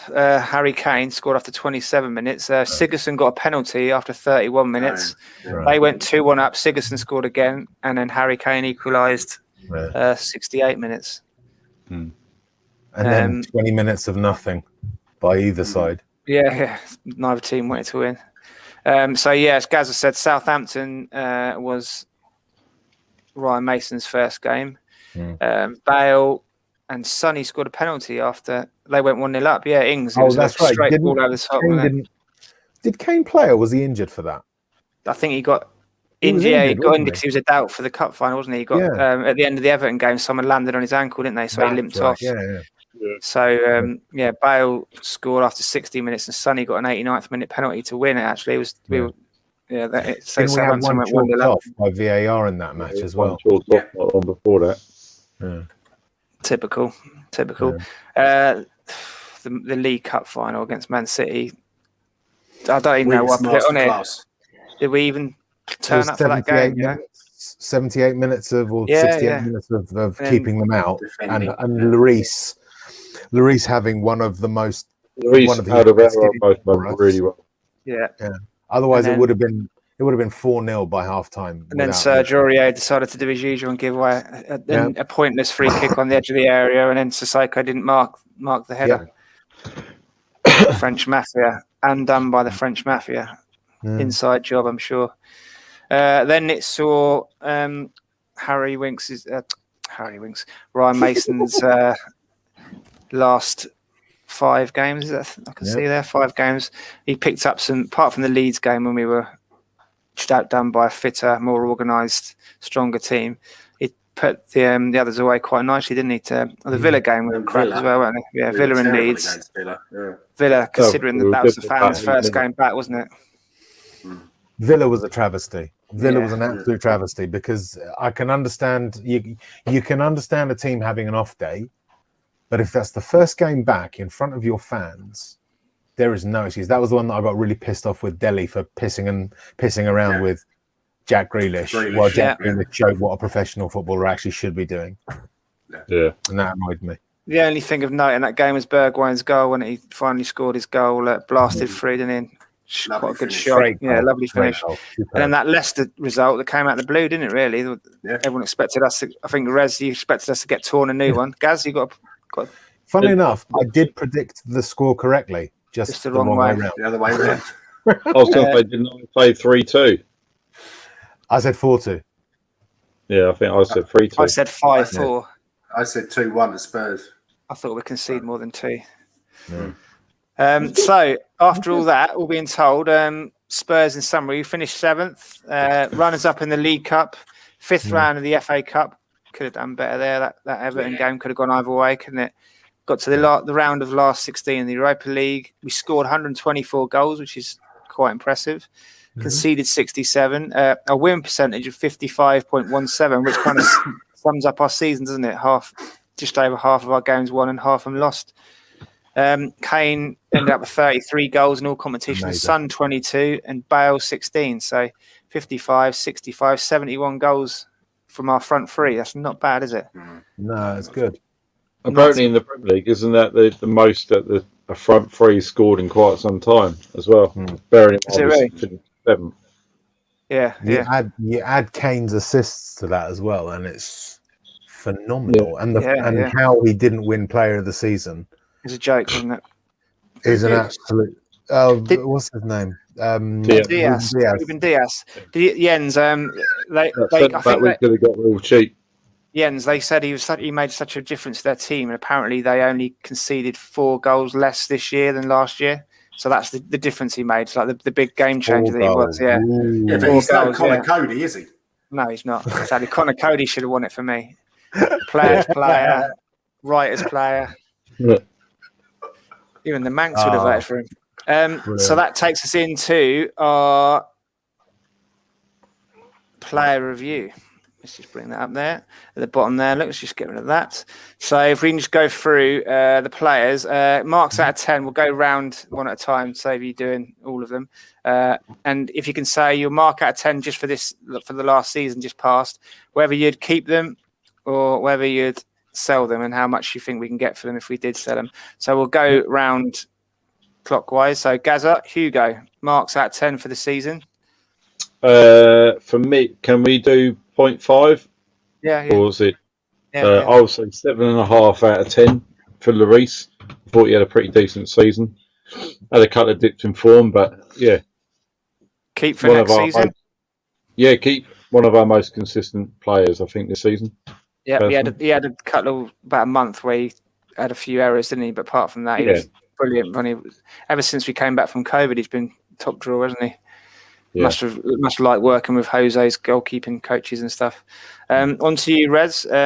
Joe Hart, marks out of 10 for the season, and whether to keep him for next season or sell him at a price. 6 out of 10, because there were a couple of clangers when he did play. I'd keep him because there's nothing to lose by having homegrown, isn't he? It's one of the homegrown things. Homegrown, lots of experience, can help mentor, the likes of Alfie Whiteman and stuff. So he's got another year on his contract, so keep him. For the English thing. Jens, onto the defenders then. Matt Doherty, marks out of 10 for the season, and whether you'd keep him or sell him. I give him a 5. I don't think he's been good enough, but I would keep him for next season, only off the back of the last game to see if it maybe was down to Mourinho. I don't know, and if it's a choice between him and I'd keep him. Hey. Yeah. So, I think we can improve on him. Sorry, I think we can improve on him, but it'd be a great backup. I agree. It's backup, the right back. Gaza, on to you again. Sergio Reguilon. Started off really well. Very, very fast player, so he was good going forward, but also very good at defending. I would give him a 7 out of 10. His form dipped a little bit. I would have given him a bit more, but his form dipped after his injury. And he kind of just hadn't been quite so good in the last few games of the season. But keep. Also, you've got to consider who he's playing alongside Eric Dyer and Davinson Sanchez for a large part. Exactly, so you'd struggle to look good against them, wouldn't you, really? They're dragging him down with him, weren't they, really? Whereas the aforementioned Toby. I'd give him a grudging 7. I don't want to give him 6 because that seems a bit harsh. But I would sell him for nothing. Toby, you'd release him, would you? I would. Not because I dislike him. I think he's a great defender, don't get me wrong. But he's one of the old guard. And there have been rumours that he's agitated. And I don't like that in a player, no matter how good they are. And I think that it would help to turn over a new leaf. However, there is one other caveat I would say. It depends on if we can get another experienced central defender in to help with the youngsters. If we can't, then I'd keep him. I was going to say, I think you need him around for experienced head, just for maybe one more season. But then if we can get like a cheap one in, someone who's say like a Joe Hart almost in the goalkeeping position, someone who can come in, is not expecting to play every game, but can be there to sort of help with the coaching and stuff, and come in for certain games to help the likes of Rodon, for instance, to kick on. Then Anthony Gardner, maybe bring him back. Now, Clive Wilson. Now, I think Jens has manoeuvred a situation so he didn't have to rate the next person. So it falls on you, Gazza, to Big Dave. Yeah. You might need those halves. You might need those halves. Yeah. 0.5. I would go 4 for me personally.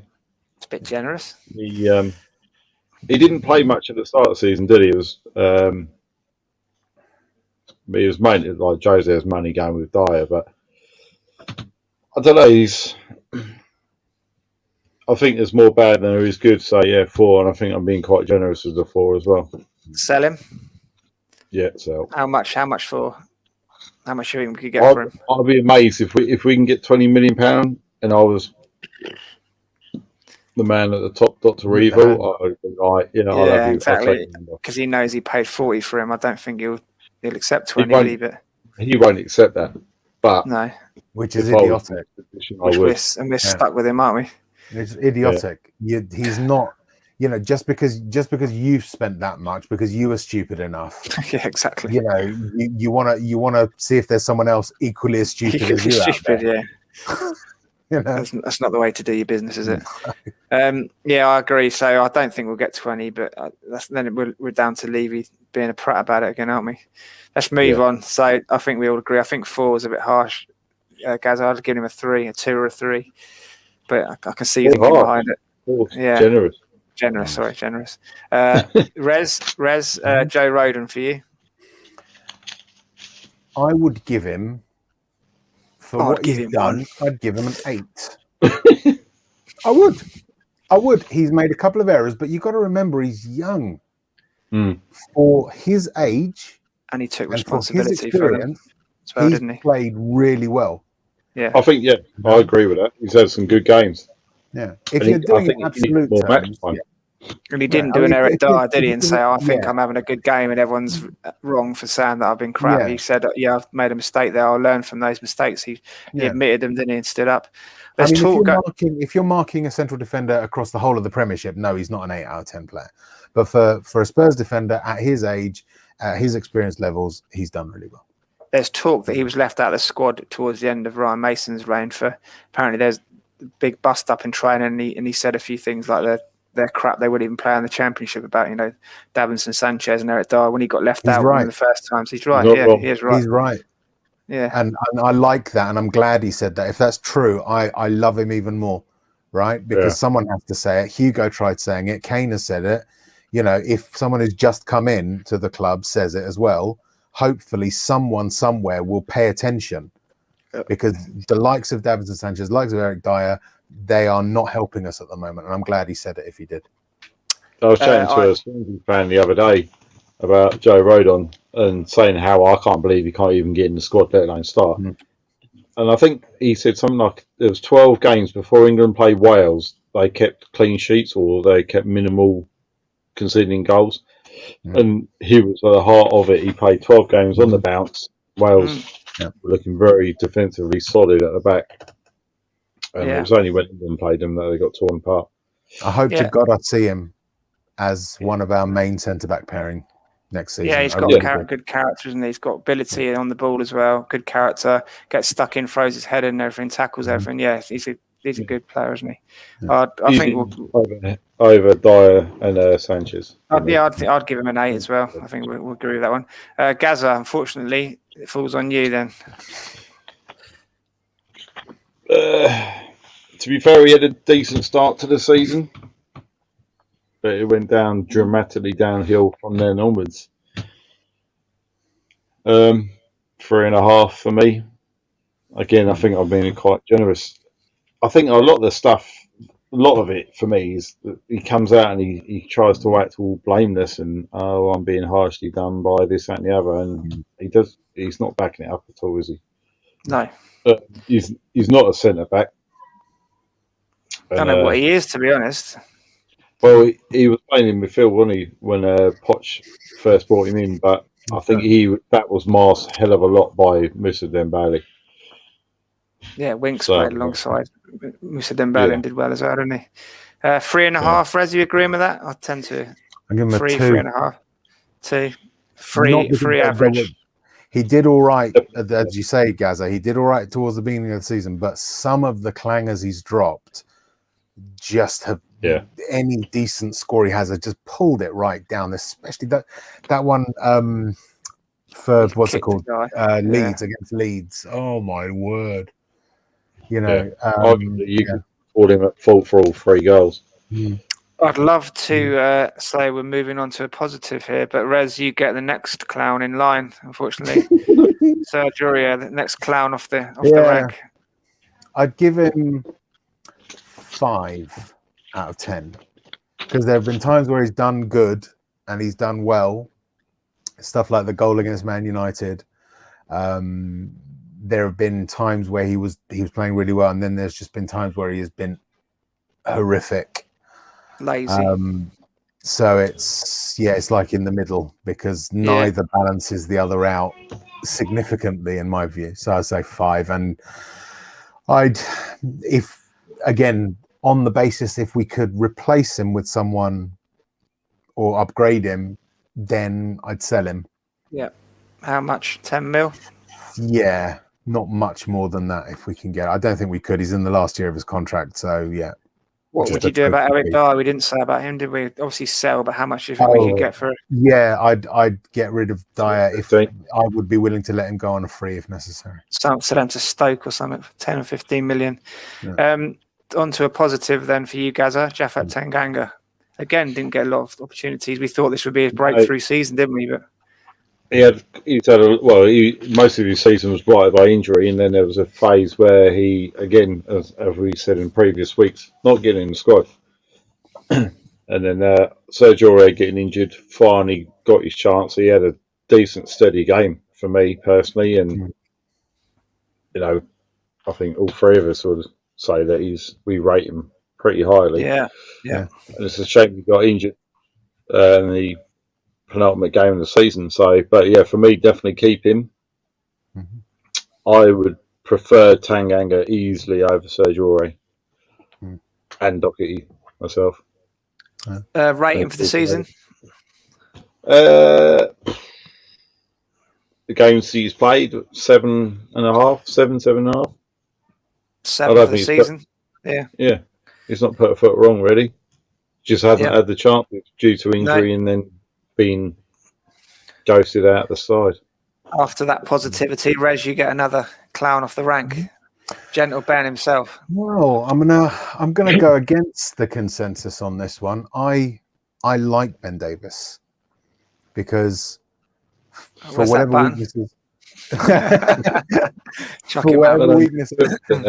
weaknesses he's got, be no one left. He always gives his all. He's never off whatever game he wants to play. He might make mistakes. He might not be the best defender in the world, but he always puts in 100% effort. And the other thing that I like about him is the fact that he's versatile and that he can cover the left and the centre, which we've only got a few of, really. Since as you said earlier with Harry Winks, he's not going to take us to the levels we want to be at, is he, Ben Davies? No. The difference is with Ben Davies, he has the capability to do good things more often and regularly enough, right? I actually think he plays better if he's on the left-hand side of a back 3. If you played him like that, I think he would actually surprise a lot of people. He's not an out-and-out left back or full back. And he's not an out-and-out central defender. He's one of those that falls in between. But he can do the job at both. He always gives his all. He doesn't cause trouble. And he's a good backup option. Isn't that because he's no good at both of them? He's not no good. He's just not... He's not as good as the likes of Toby. He's not as good as the likes of Jan Vertonghen. He's not as good as the likes of Danny Rose had been, for instance, or used to be. Or as good as Reggie is. But that doesn't make him a bad player. It just doesn't make him the best player in my view. And there is room in a squad for for that type of player who's not the greatest, but will always give his all. It's like the Stefan Freund. He's better than Stefan Freund, but you know, he tries, he puts in the effort, he doesn't cause trouble, he's a good backup, he's not very expensive wage wise, so I'd keep him. Gaz, He's steady. trying to catch Sienna's head in the door there. Get out. So it's a shame that Jens doesn't get to take this one. He's a Danish hero, Pierre-Emile Højbjerg. It's you, isn't it, Gaz? I think. Yeah, for me, it was a bargain. I mean, if you take in Kyle Walker-Peters going off the other way, £3 million effectively. He's played every game of our season. I think he's played by far the most minutes. Tailed off towards the end of the season, but who wouldn't after playing 50-odd games, 53 games? You'd be knackered, wouldn't you? And the game's has got a lot of heart for me. I would 8.5, possibly.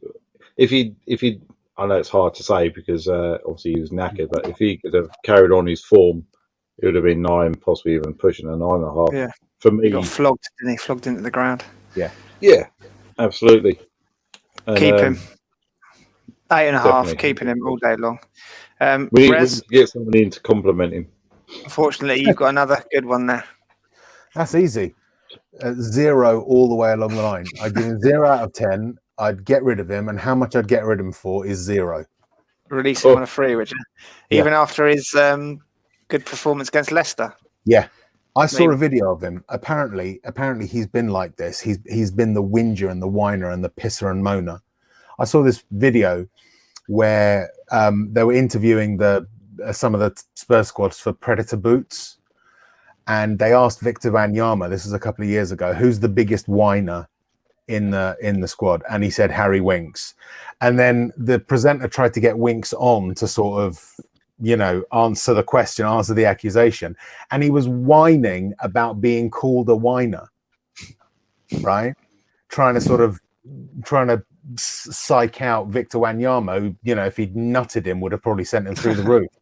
But you know, this guy, as from what I understand, he's one of the agitators. He's not very good. He whines and moans and, you know, is a diva. What advantage is there to keeping him?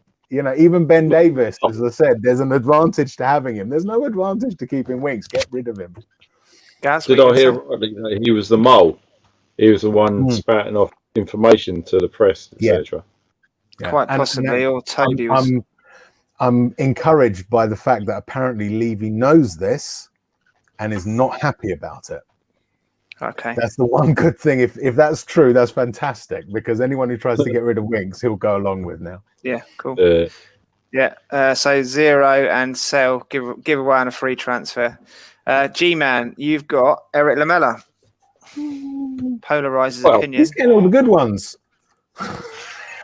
You've got another shit one coming up, Rez. I can see the list on my screen here. You can't knock Eric And the one Lamela's... after that as well. Good luck. Go on, Gaz. You can't knock Eric Lamela's heart. The geezer's been around. He was brought in to cover, you know, to replace Bale. Never really got it. He was unlucky with injuries, hell of a lot. But he always gives all. And I'll be kind of sad to see him go. I think he will be sold, and I probably would sell him because I think you probably get 25, maybe a little bit more, not much more, but well, Roma wanted him before Mourinho went there, didn't they? So it makes sense to get him to go back to Roma now. Today, his red card against Arsenal was his first ever red card for Tottenham. Yeah, yeah, it was. Which I found very hard to believe because he always looks on the edge of getting a booking and always on the edge of getting sent off. Yeah, and he's Rabona against the Scum as well. Oh, it's beautiful. Purely on that, he gets another 2 bonus points. So originally, if he hadn't scored that Rabona, I would have given him a 6 for the season. But for that Rabona against the Scum, he gets 8 for me. 8. Okay, for the season. Yeah. Okay. Yeah, 2 points for the Rabona against Arsenal. I think CS 7 for the season for me, but 8. I can see your point on that one, and he did well, didn't he, again this season? Right, are you ready then, Rez? Yeah, go on.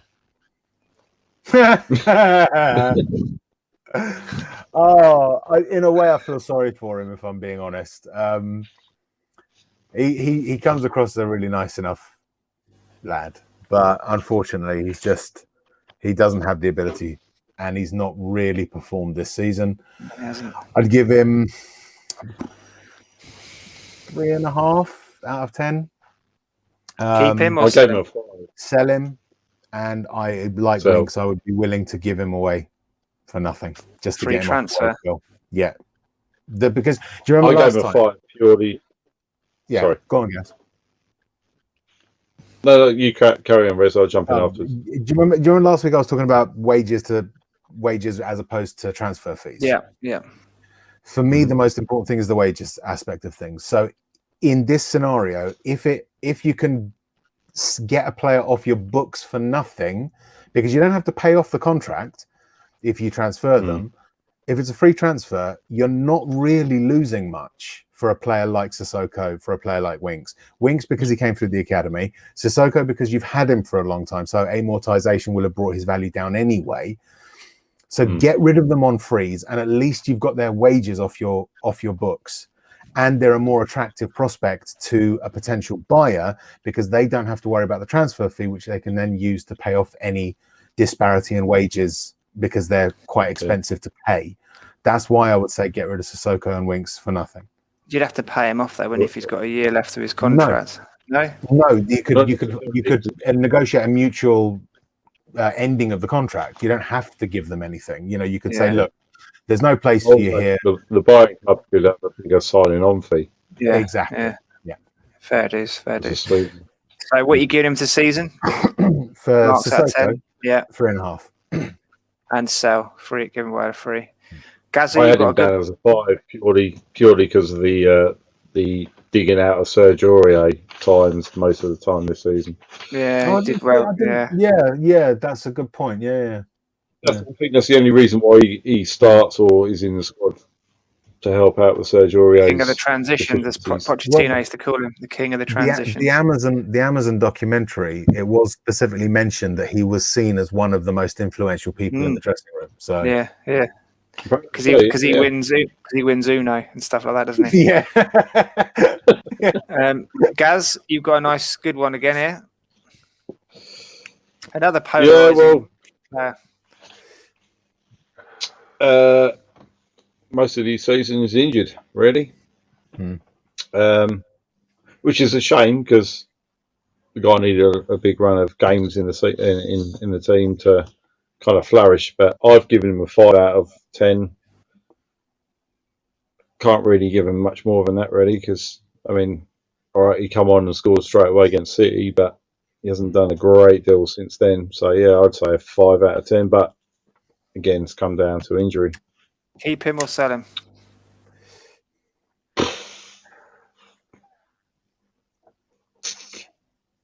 A 50-50 on that one, really. Depends what you can get for him. It sounds like you'd sell him if the price was right. So what price would you accept for him? If you can get 30-35 million, if you could, then I would say, yeah, have it. Maybe one of the Spanish clubs would pay that. So Jens has stitched you right up here, Rez. So you've got another good one to do. Ali. 4 out of 10. He's not the player of 2 years ago. Whether he can be again, I don't know. He's not. Every time he's there's a sign that maybe he's returning to that player that he was, the next game he shows himself to be not. I have concerns about his attitude, not in terms of being a troublemaker, just in terms of whether or not he's all that interested in working hard. He seems to show more interest in the outside activities, and not as a disparaging thing, but he has he seems to have had that vitriol, that little spark of volatility knocked out of him. And I think that's what might fuel the whole decline that we've seen with him. 2 years ago, and Poch That is little the bit one of devilry, yeah. Exactly. Yeah. He was devilry is the perfect word, right? He was an imp. He was mischievous. He was ready to explode, and that gave him unpredictability. That made him difficult to cater for by an opposition manager, an opposition team. And Poch deliberately said to him, you need to stop doing it, because he was getting cards. You know, I think he had a couple of sendings off. Since then, that's what's started, I think, that decline. And I don't know if you can get that back in a player once you've knocked it out of him. I think Rooney had that as well, didn't he? When he got it knocked out of him, that little bit of devilry, he was never the same player again. Yeah. And then there's other things. There's the stuff like being burgled. I don't know if you guys remember that. He was sort of had his house or whatever. That would knock your confidence, yeah. And I don't know if he can come back to what he was. Let's hope he can. Let's hope he can. Let's hope he can. And that's for me why I can't decide whether or not to. I mean, I really don't think we should keep him. I don't think it's going to work for him here. Yeah. I don't. And for everyone's benefit, I would sell him. You're not going to get 2 years ago, you could easily get 70 million for that player. Now 30 million. Yeah. 35 million, maybe. And your mark for the season? 4 out of 10, unfortunately. 4 out of 10. Okay. No. G-Man, Stevie Bergwijn. Hasn't kicked on at all, has he? Not really.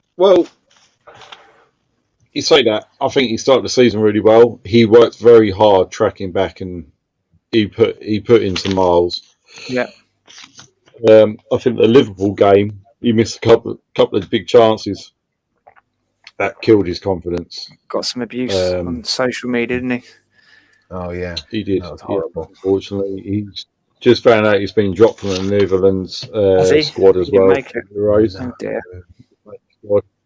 Maybe that's where Jens has gone to give him a cuddle. Yeah. The guy works hard. He scored a great goal against Villa recently, but unfortunately, 5. 5 again. If we can get a decent offer in, I can't remember. Do you remember what we paid for him? We didn't pay a great deal. 27, wasn't it? Yeah, something if you can get 18, 20, you'd sell him, would you? Or I think Levy will try and make a profit. But anything north 20 plus. Yeah. Cash in. Probably take it as well. Yeah. Fair dues. Rez, you got a nice easy one for a change. Oh yeah, all right. 5 out of 10, 4 out of 10. Nothing, because we didn't even see him. He played against Marine. That's the most notable thing that we can say about him. He played against Marine and then went back home or something. What's more to say? Yeah, nothing more to say. Gaz, Lucas Moura. Lucas Moura, another one who works bloody hard, but I don't know, his end result this season wasn't like it should be. Also, I don't think he necessarily got the chances he potentially should have done. He played out of position quite a bit as well. For me, probably a steady 6.5 out of 10. I was thinking 7. I think he did well, especially when he moved into that number 10 position, did he, when we picked up under Mourinho? Once he moved into the 10 position, much better. But again, as rumours as clubs have been sniffing around him for a while, again, if you can get some decent money, 20-25. I don't know. I would say more than that, probably north of 30 mil. If someone come in and said, right, we'll give you £35 million for him, you'd say, yeah, why not? Is he 28 now? Necessarily, I think he's a very good squad player to have on hand if you play to his. Yeah, if Pochettino does come back, I think he'll fit in well with his high pressing game, so I think you might keep him.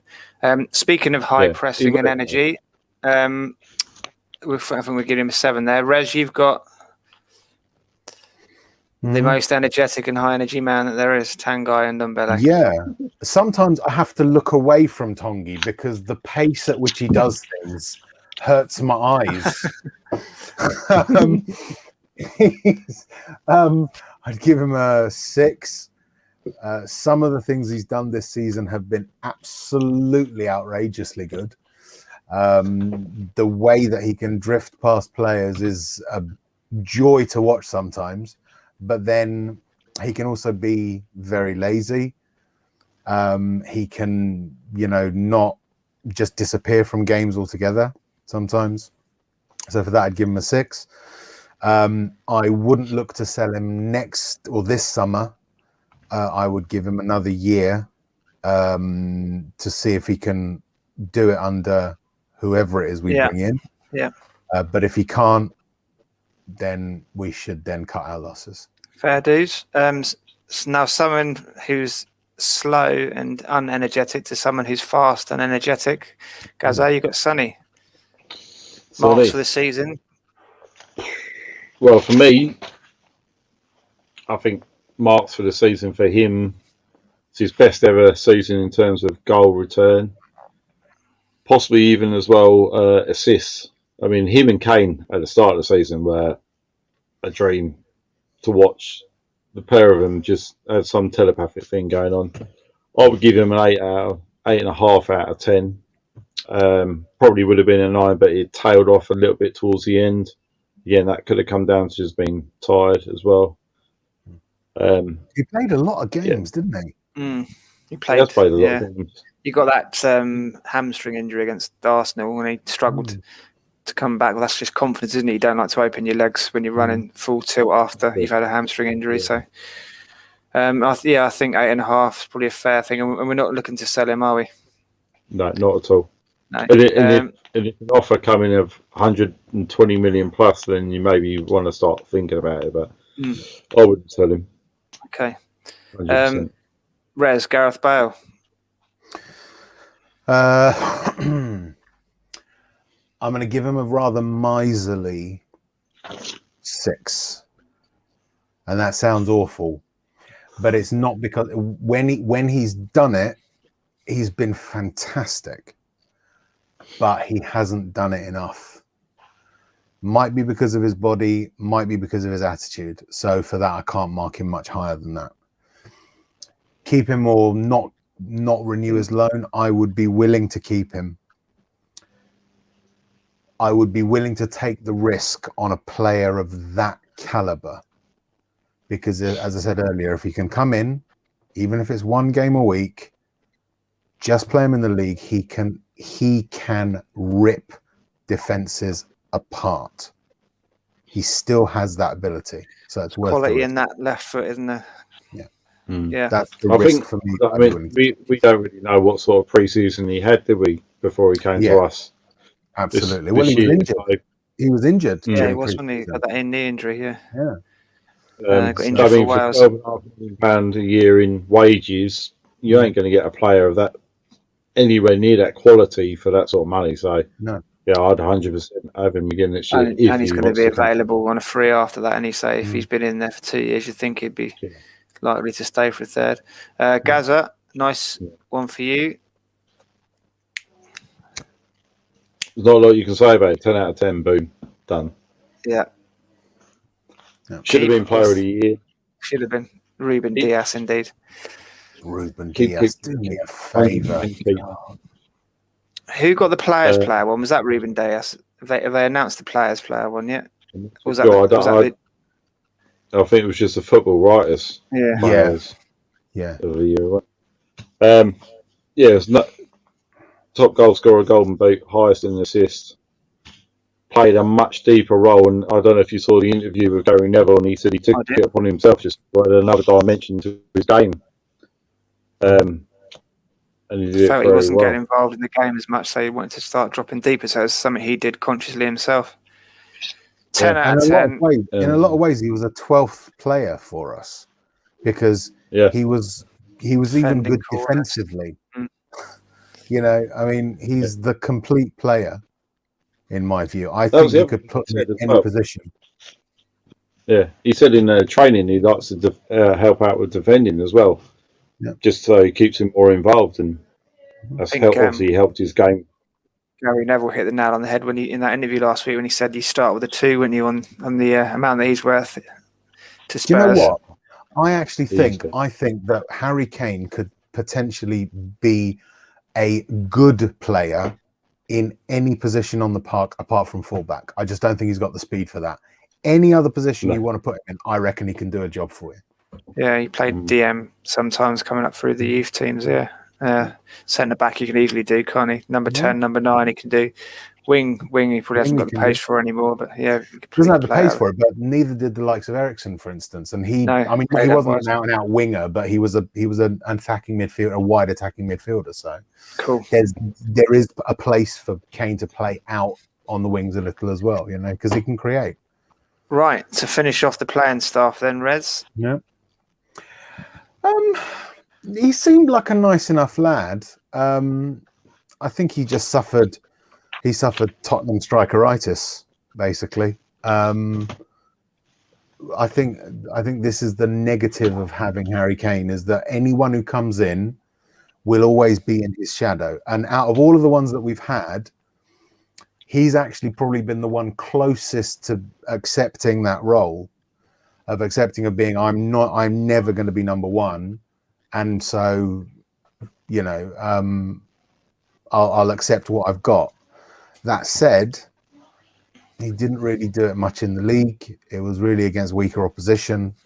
I'd give him a 5, and he's gone anyway. So I don't think we'll take him back. Quick fire around then. The people that are coming back on loan next season, would you keep them or sell them? So Gaza, first of all, Troy Parrott, keep or sell? Keep. Can I add a third option? Keep, sell, or loan again? Keep, sell, or loan, yeah. Keep, sell, or loan. Well, a lot of it's going to depend on what happens with Kane, I guess, and if we can get another replacement for Vinicius. So at the moment, I would say keep, because his Millwall line didn't work out too well, did it? But he did all right at Ipswich. Yep. Which was a good move, moving him out of Millwall and taking him off to Ipswich, and he had a decent season. So no, I'd keep 100%, potentially loan. Cool. Rez, Jack Clark. Reloan again. He's still not quite there. He's shown flashes, but I still think he needs a bit more experience being kicked about a little bit. Yeah, I tend to agree with you. I'd put him in a championship side, let him take some of the knocks that, you know, they play rougher there, knock some of the edges off, give him a bit more of a footballing brain, and then bring him back for the season after. Gaza, Ryan Sessegnon. Depends what happens with Ben Davies. Apparently he's had a decent season, opening up a bit. Also, but he can play on the left as well, but then he's got to try and battle with people like Son, etc. So I would keep, but loan again as well. Okay, Rez, Juan Foyth. He's an interesting one. He's done all right. Emery's been quite pleased with him at Villarreal, from what I can understand. Recently, not at first. At first, he was struggling to get into the team, and then he went on a run. I don't know if he played. Right back, isn't he? Yeah, I don't know if he played last night, but if he did, he won the Europa. He won the Europa League. Yeah, he played right back. Him and Capoue both played. He got a knock on his head, so he had a bandage on most of the game. He's like a Terry Butcher-like hero. Yeah. So I'd be willing to take a punt and keep him, and especially see if he could be and have Poch some competition for that right back berth. He was a mini Poch, wasn't he? Poch loved him, so I would have him over the third Jorge. Yeah, if he's done a job at keep him. His biggest problem was rashness. He was rash. Do you remember the number of times? I think he got sent off twice. Yeah, he did. Single season. That's the thing. If someone can knock that out of his game, I think we've actually got quite a tidy player on our hands. you'd think that would have happened naturally in Spain because they like to go down easily, don't they, and play at. So you'd have had to learn to knock that on the head. Keep, loan, or sell? Keep, I'd say. Keep. Gaza, Oliver Skip. It's easy. Definitely keep. Because, he's had a cracking season at Norwich. Norwich want him back straight away. They've already said they want him back. I would have Oliver Skip over Harry Winks easily. So, yeah, keep. Okay. Last one, Cameron Carter-Vickers. Believe it or not, he's still here. He was out on loan again. Yeah. Sell him, yeah. Nice, easy one. He's got a couple of free clubs after him, haven't they? He's at Bournemouth at the moment, isn't he? And they want him. Yeah, Bournemouth want to sign him, but there's a couple of clubs that sniff him around as well. Yeah. So we might want to buy a deal. £10 million, maybe 12. Yeah, it depends on his contract, how much he's got left. If he's running it down to just leave on a free, or whether Levy thinks he can get a fee out of him. Now, the other person, Gazzaniga, was coming back, but they announced earlier today that his contract's now expired, so he's been released. What are your favourite memories of old smouldering eyes? Any fond memories you want to send him off into the sunset with? All I can remember is that Liverpool game.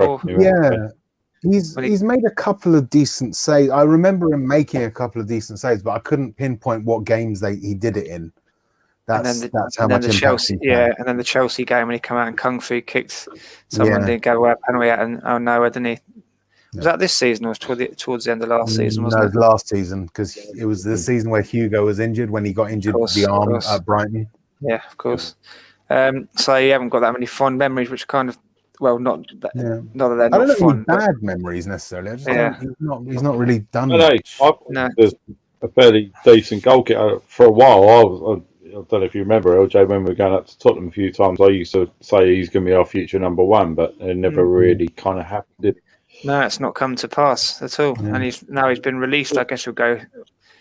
Don't know where he'll end up. We'll find out in a few weeks, I'm sure.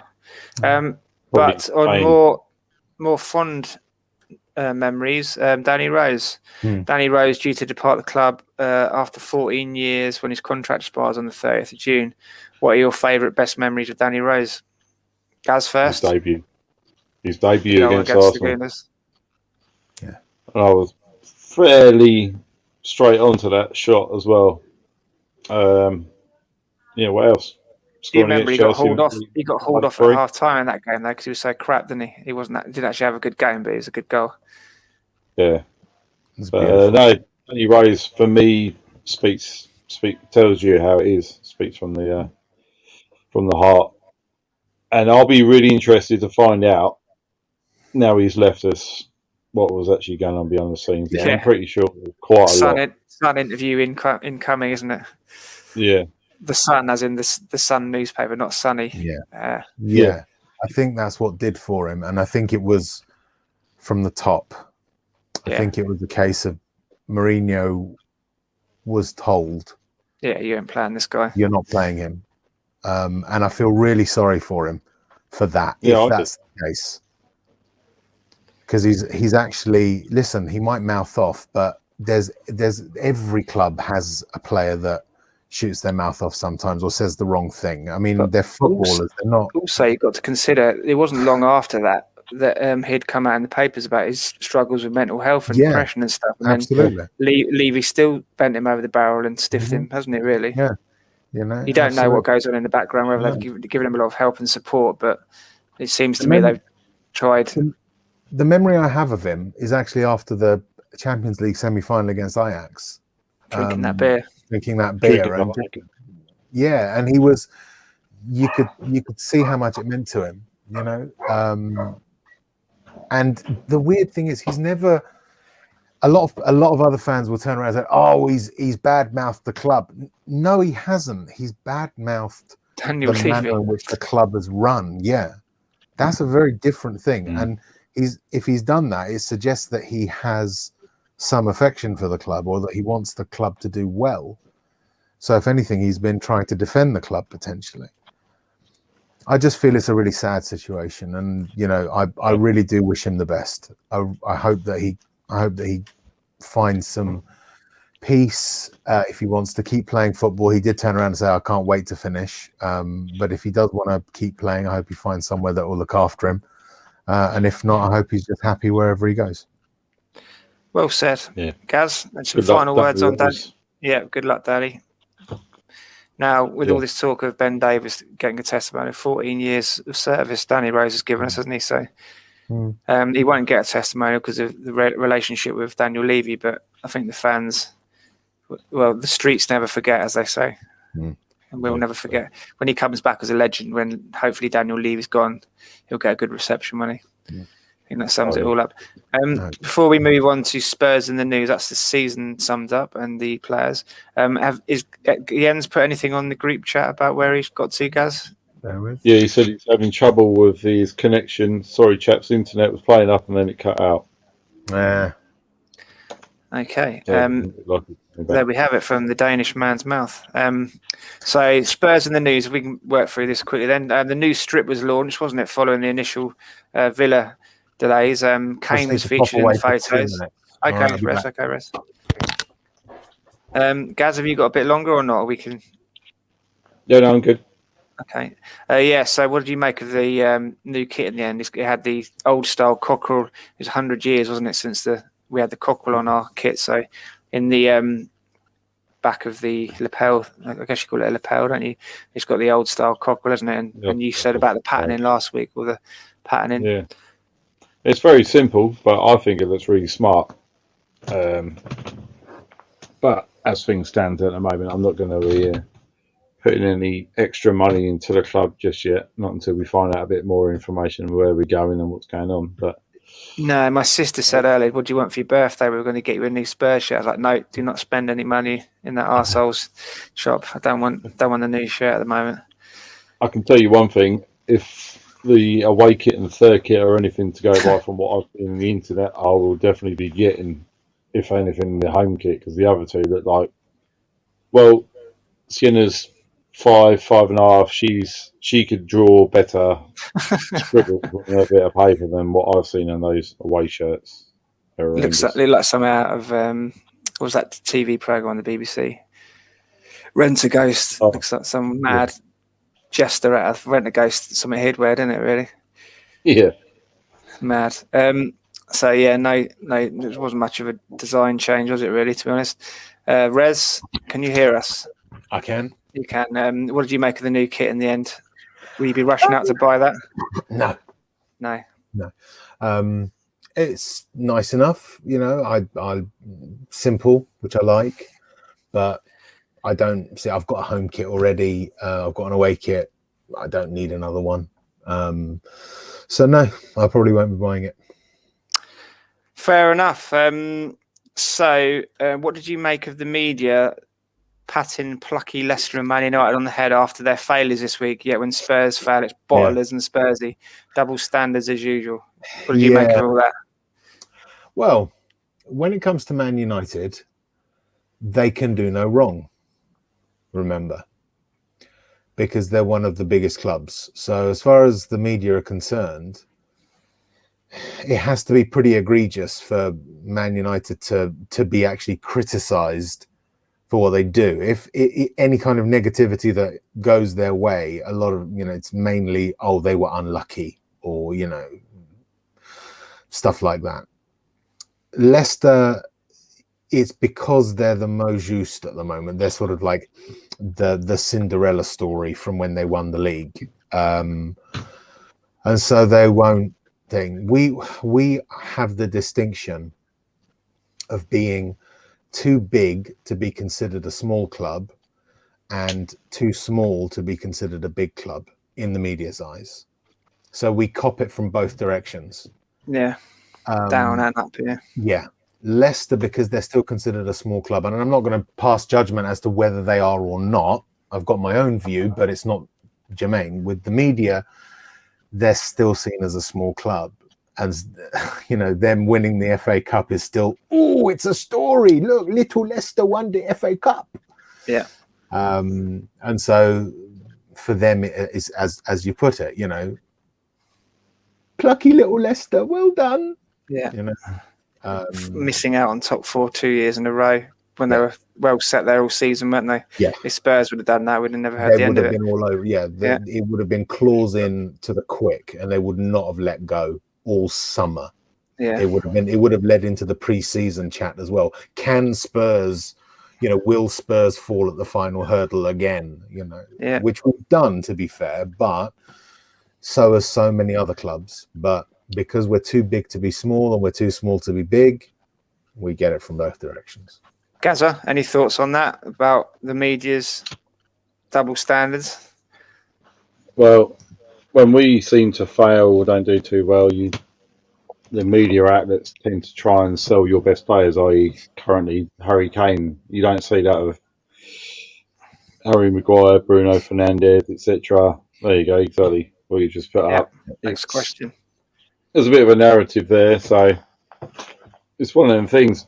Yeah, we are Spursy in some respects. I don't like the word, I hate the word, and I wish we could put that to bed at some point very soon, but yeah, it's everyone. Yeah, I think Maguire's 27, the same age as Harry Kane. He hasn't won anything, hasn't won any major honours. Bruno Fernandes is 27, he hasn't won any major honours, so presumably they need to leave Man United for a big club to go and win things, don't they? That's right. Yeah. They're wasting their time at Man United. That's how it works. Yeah. I appreciate United have won trophies more recently than ourselves. 13 years for us and waiting, but yeah, I don't know. It's a bit of a narrative against us at the moment. I feel, but since Ferguson's left, they've won 3 trophies. And Jose won them all. Yeah, they won an FA Cup, a Europa League, and I think Van Gaal won them a League Cup as well. I think so. Maybe it's I thought he won them the FA Cup. That's why I said did it was the 3. Or did they win? Yeah. Did he win 2? Mourinho won 3, didn't he? Mourinho says he won them 3 trophies. So they must have won.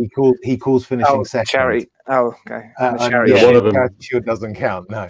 Paddy Power it's got the highlight of Man United finish second. He goes, sometimes you don't get medals for your best achievements. Or something. But let's say 4. Let's say 4 trophies. We're talking about a club that was winning on average a trophy or more than 1 trophy a season while Ferguson was there. They've spent £2 billion since as well. Yeah. So this idea that they're one of those always in the mix is actually false now. Yeah. It was true with Ferguson. It's not true anymore. There are only 2 clubs in this country that you can bank on to be competing for trophies every year, and that's Man City and Chelsea. That's it. Because they spend. Because of the money, yeah. Right? So, why shouldn't they ask the question about Fernandes leaving, Maguire leaving, Martial leaving? He's been there how many years? What did Adrian Durham say about United losing? Gaz, I know you have it on at work. Did he dig him out or not? Or was he quite... Not really from memory. I was kind of obviously I was working, and I think I had a couple of calls. Good answer in case your boss is watching. They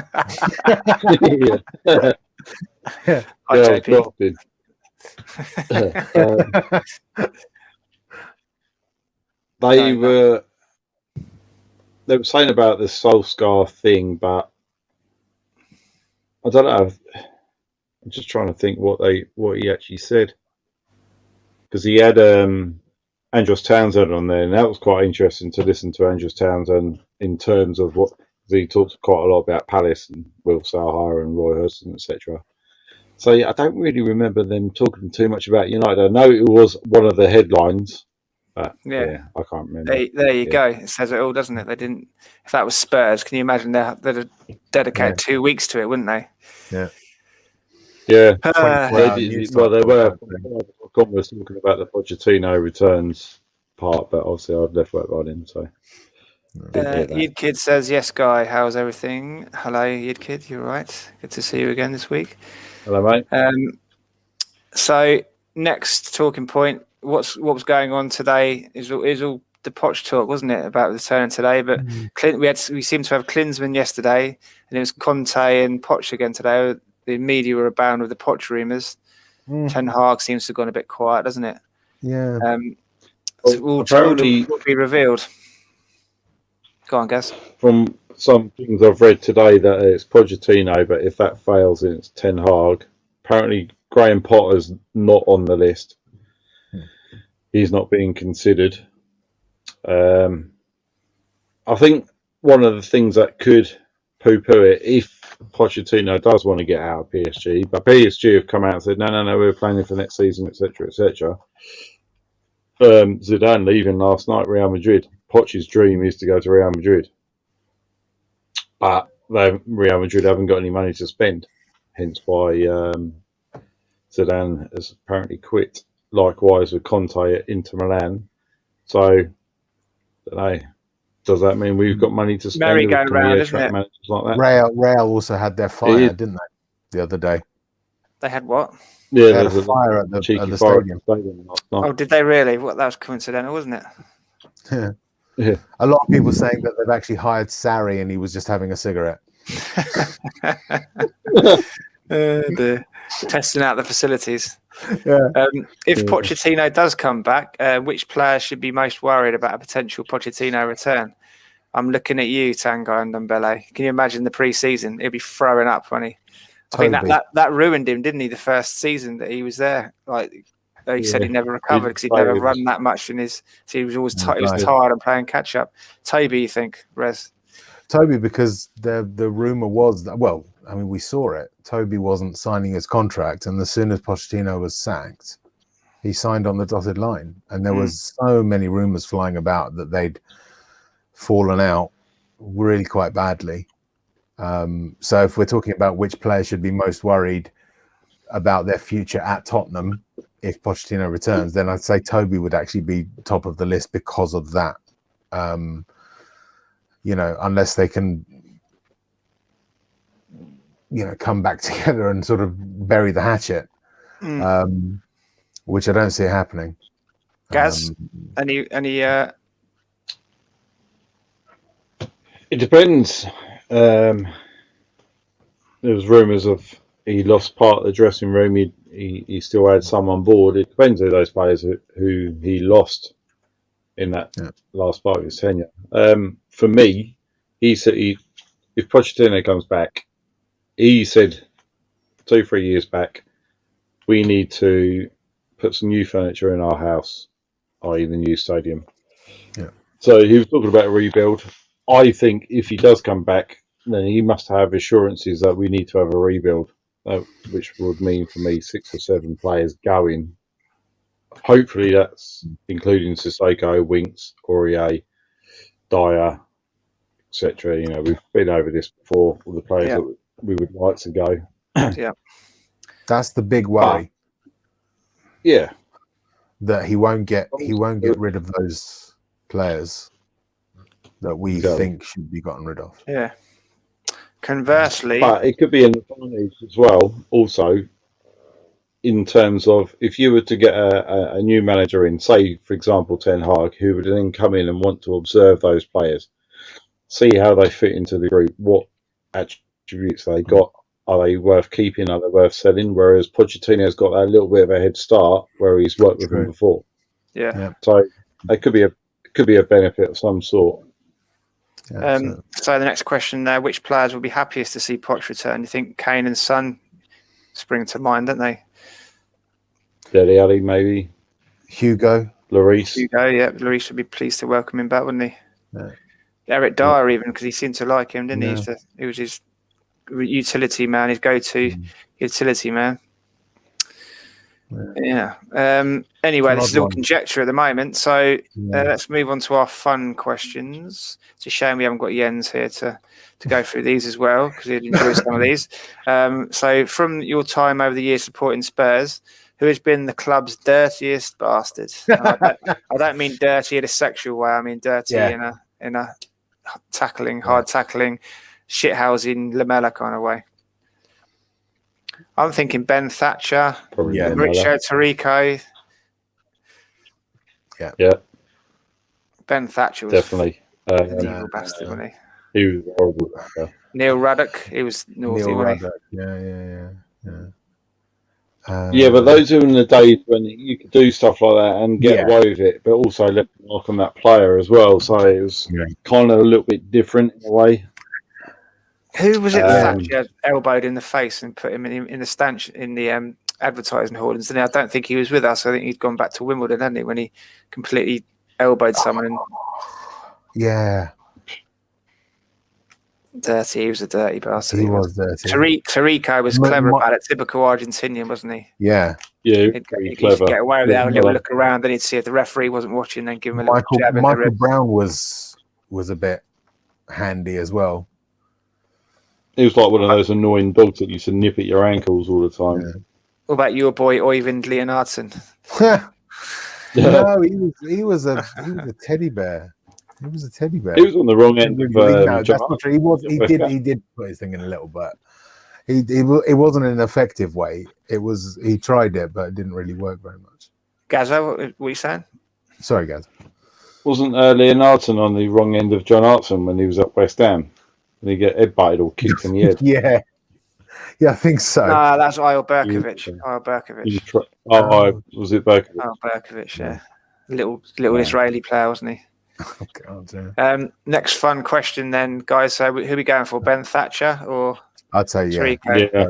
I'd go with Thatcher. Yeah. Obviously, going back into the 80s, Graham Roberts and Dave Mackay and people like that, but ones we've seen, Ben Thatcher. Which Spurs player has had the dodgiest barnet over the years? I'm thinking Chris Waddle on the mullet. Can you any upgrade on Chris Waddle's mullet? Yeah, Dele Alli's current. Dele Alli's current. Something for the ladies at the back. The tarantula on his head. Yeah. Was it King David or David King or whatever it was? That was funny. Oh, the tarantula on his head, yeah. Yeah. It's got to be Dele Alli's now. I'm trying to think. The one that really annoys me is Mane's. Not for us. Because his hair, right? Yeah, with that, someone's drawn like a gold felt tip across his. Bobby Charlton-esque, isn't it? Yeah. Ian Walker's barnet was. He spent. I don't know how he managed to save any goals because he spent half his time smarming his fringe out of his spitting on his fingers and that smarming his hair back. He kept those curtains for quite a few years as well. He's still got them, I imagine. I don't know. We'll have to look. Maybe Jens can do a quiz on him next week. Ian Walker's curtains. Yeah. So I don't think anyone's had a worse barnet than Chris Waddle, unless you're going with Dele Alli. That's quite trendy, isn't it, Dele Alli's? Yeah, we've always had fairly clean cut players. I mean, and flares. I mean, the only one, because then you remember there was a big hoo-ha about David Ginola's hair. Oh, that was tremendous, though, wasn't it? You know, it was beautiful. Because I'm worth it. Because I'm worth it. Yeah. And he's still got the hair. Bastard. He's like, 8-9 years older than me, and he's still got a beautiful hair while I'm balding like a coot. I just love that. I think it was against Barnsley or Leeds, wasn't it, on the TV when the camera just panned to him, and then he looked at the camera and gave a little wink, didn't he? I've got it on a slow motion. Yeah. David. Yeah. Awesome. Obviously, David Ginola had the best hair, but Chris Waddle's mullet, Dele Alli's. I can't think of anyone else's over the years. No. Just working through Pat here. Jennings kept his hair all those years. Pat Jennings has still got the same hair. True. He's still got the helmet. Do you reckon he still has to put like hairspray on it? Because it's so many years of put it in that position. He doesn't have to do it anymore. It's like wakes up in the morning. It's like it's solidified. Pat Jennings' hair just move it's like a Lego. Yeah, takes it off and puts it back on again. Yeah, before he goes to bed, just could sell it to Jens, couldn't he? Oh, dear. Next question. Which Spurs youngster or youth team prospect tipped for the top turned out to be the biggest disappointment? Can you think of any wonder kids that were supposed to come through? No. Bostock. Kid from Palace, on Bostock. On Bostock, yeah. He was tipped for great things, wasn't he? And never happened. Yes, he was, wasn't he? And who's the guy that we loaned out? We did that. Simon Jordan still goes on about that, doesn't he, now?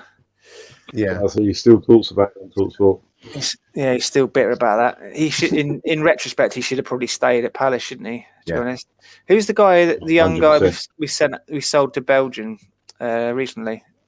Really good young talent, wasn't he? He was the one that Pochettino called the next Messi. Oh, Marcus Edwards. Yeah, Marcus Edwards. Yeah. I think we've got a 50% buy-on clause on him. Someone's trying to buy him for 25 million, so we're due to come into some money there, 12.5 million. Yeah. So yeah, Marcus Edwards or John Bostock, I'm thinking. Yeah. I'm trying to think.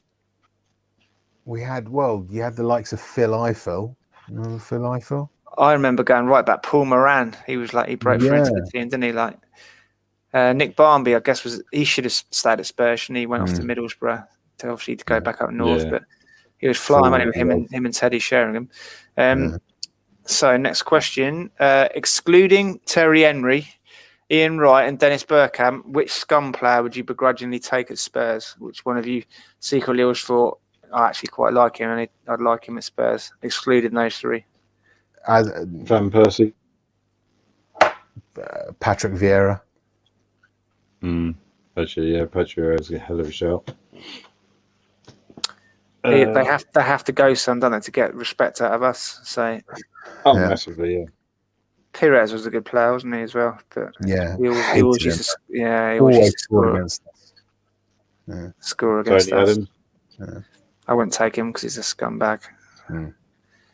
I don't begrudgingly like him. I never did. Yeah, there's not too many. What they do in terms of what they did on the field. They're difficult to like, aren't they? Yeah. So are we going for then? I'd stick with Patrick Vieira, only just though, because he was still Arsenal through and through. But I guess we begrudgingly like him because he turned them over, didn't he, by leaving? To an extent, but he was just such a good player. And Van Persie, you can't get away from that. Yeah, you can't get away from that. That gets him some brownie points, doesn't it? By the way, they turned him over when they left. Last question of the day, then. Have you ever gone into a Tottenham game hoping we lost? Example, to expedite a manager's sacking. No. Not even a sneaky part of you think I don't actually mind if we lose this one if it means insert manager gets the job. I think I've got we'll obviously not go into a game, but obviously because we haven't been able to go for over 12 months. But I think I was kind of going that way towards the end of Mourinho's tenure in some respects. I don't think I've ever wanted us to lose. I've laughed bitterly when we have. But I've never actually wanted us to lose. No, true. There's part of you sometimes that's thought.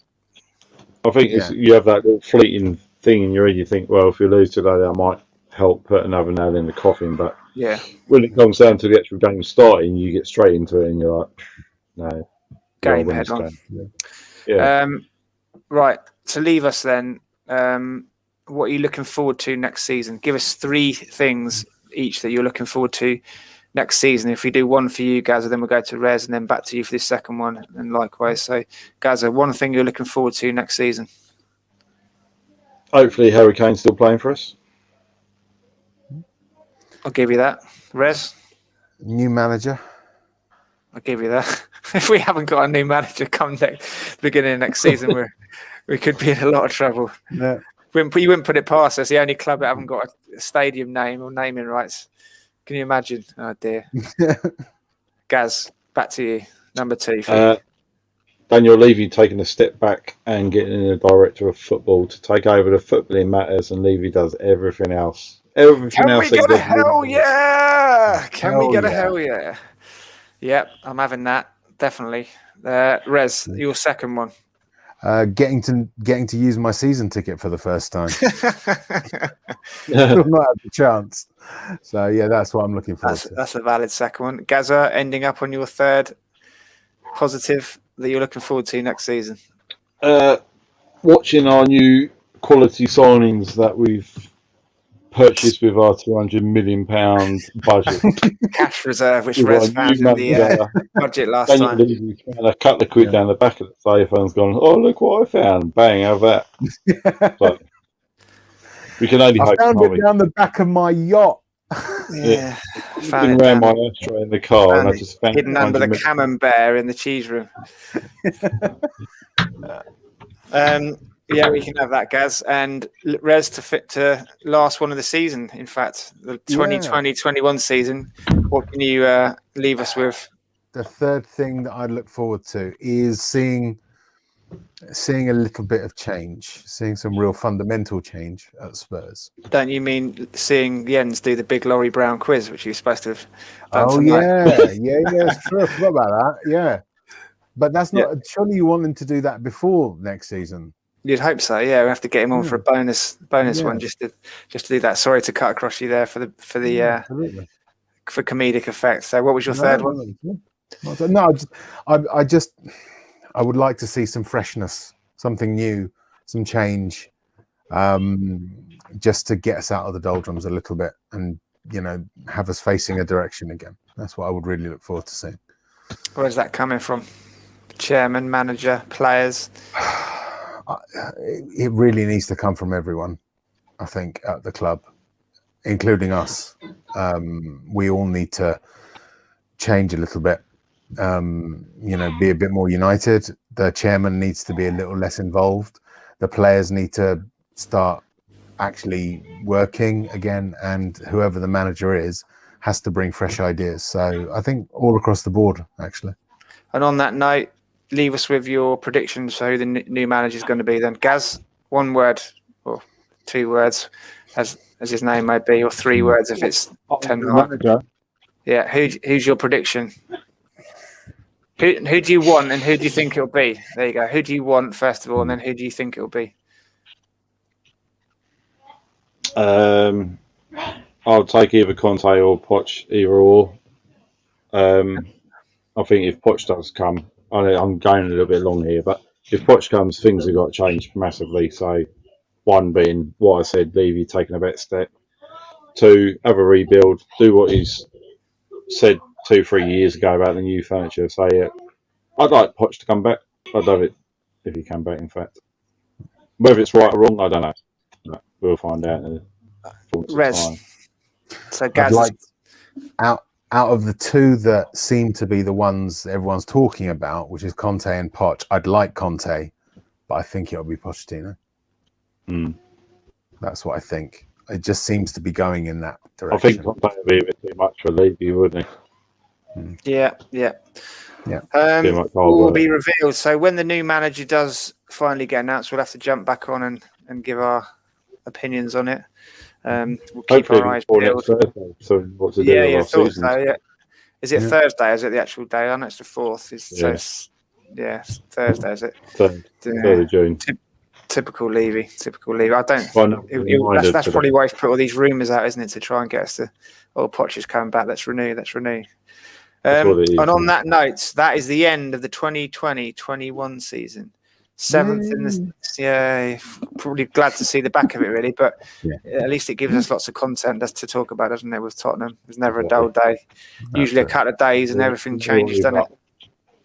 So on behalf of me and on behalf of Jens, I'm sure Jens says hello and goodbye. Gaza, do you want to say your goodbyes? Yeah. Cheers, lads. Well done. Onwards and upwards for next season. Yeah. We might do a few shows for the Euros. I haven't decided yet. Rez, you might have to do an impression of Jens saying goodbye as well. So one from Jens and one for you. All right. So from Jens, see ya. And Cockney Sparrow. And from me, thanks very much to everyone, and come on, you Spurs. Like the 2 Ronnies. Good night from him, and good night from him. Good night from me. See you all next time. Thanks for watching. You've been a wonderful audience. See you later. Bye-bye. Cheers. Bye-bye.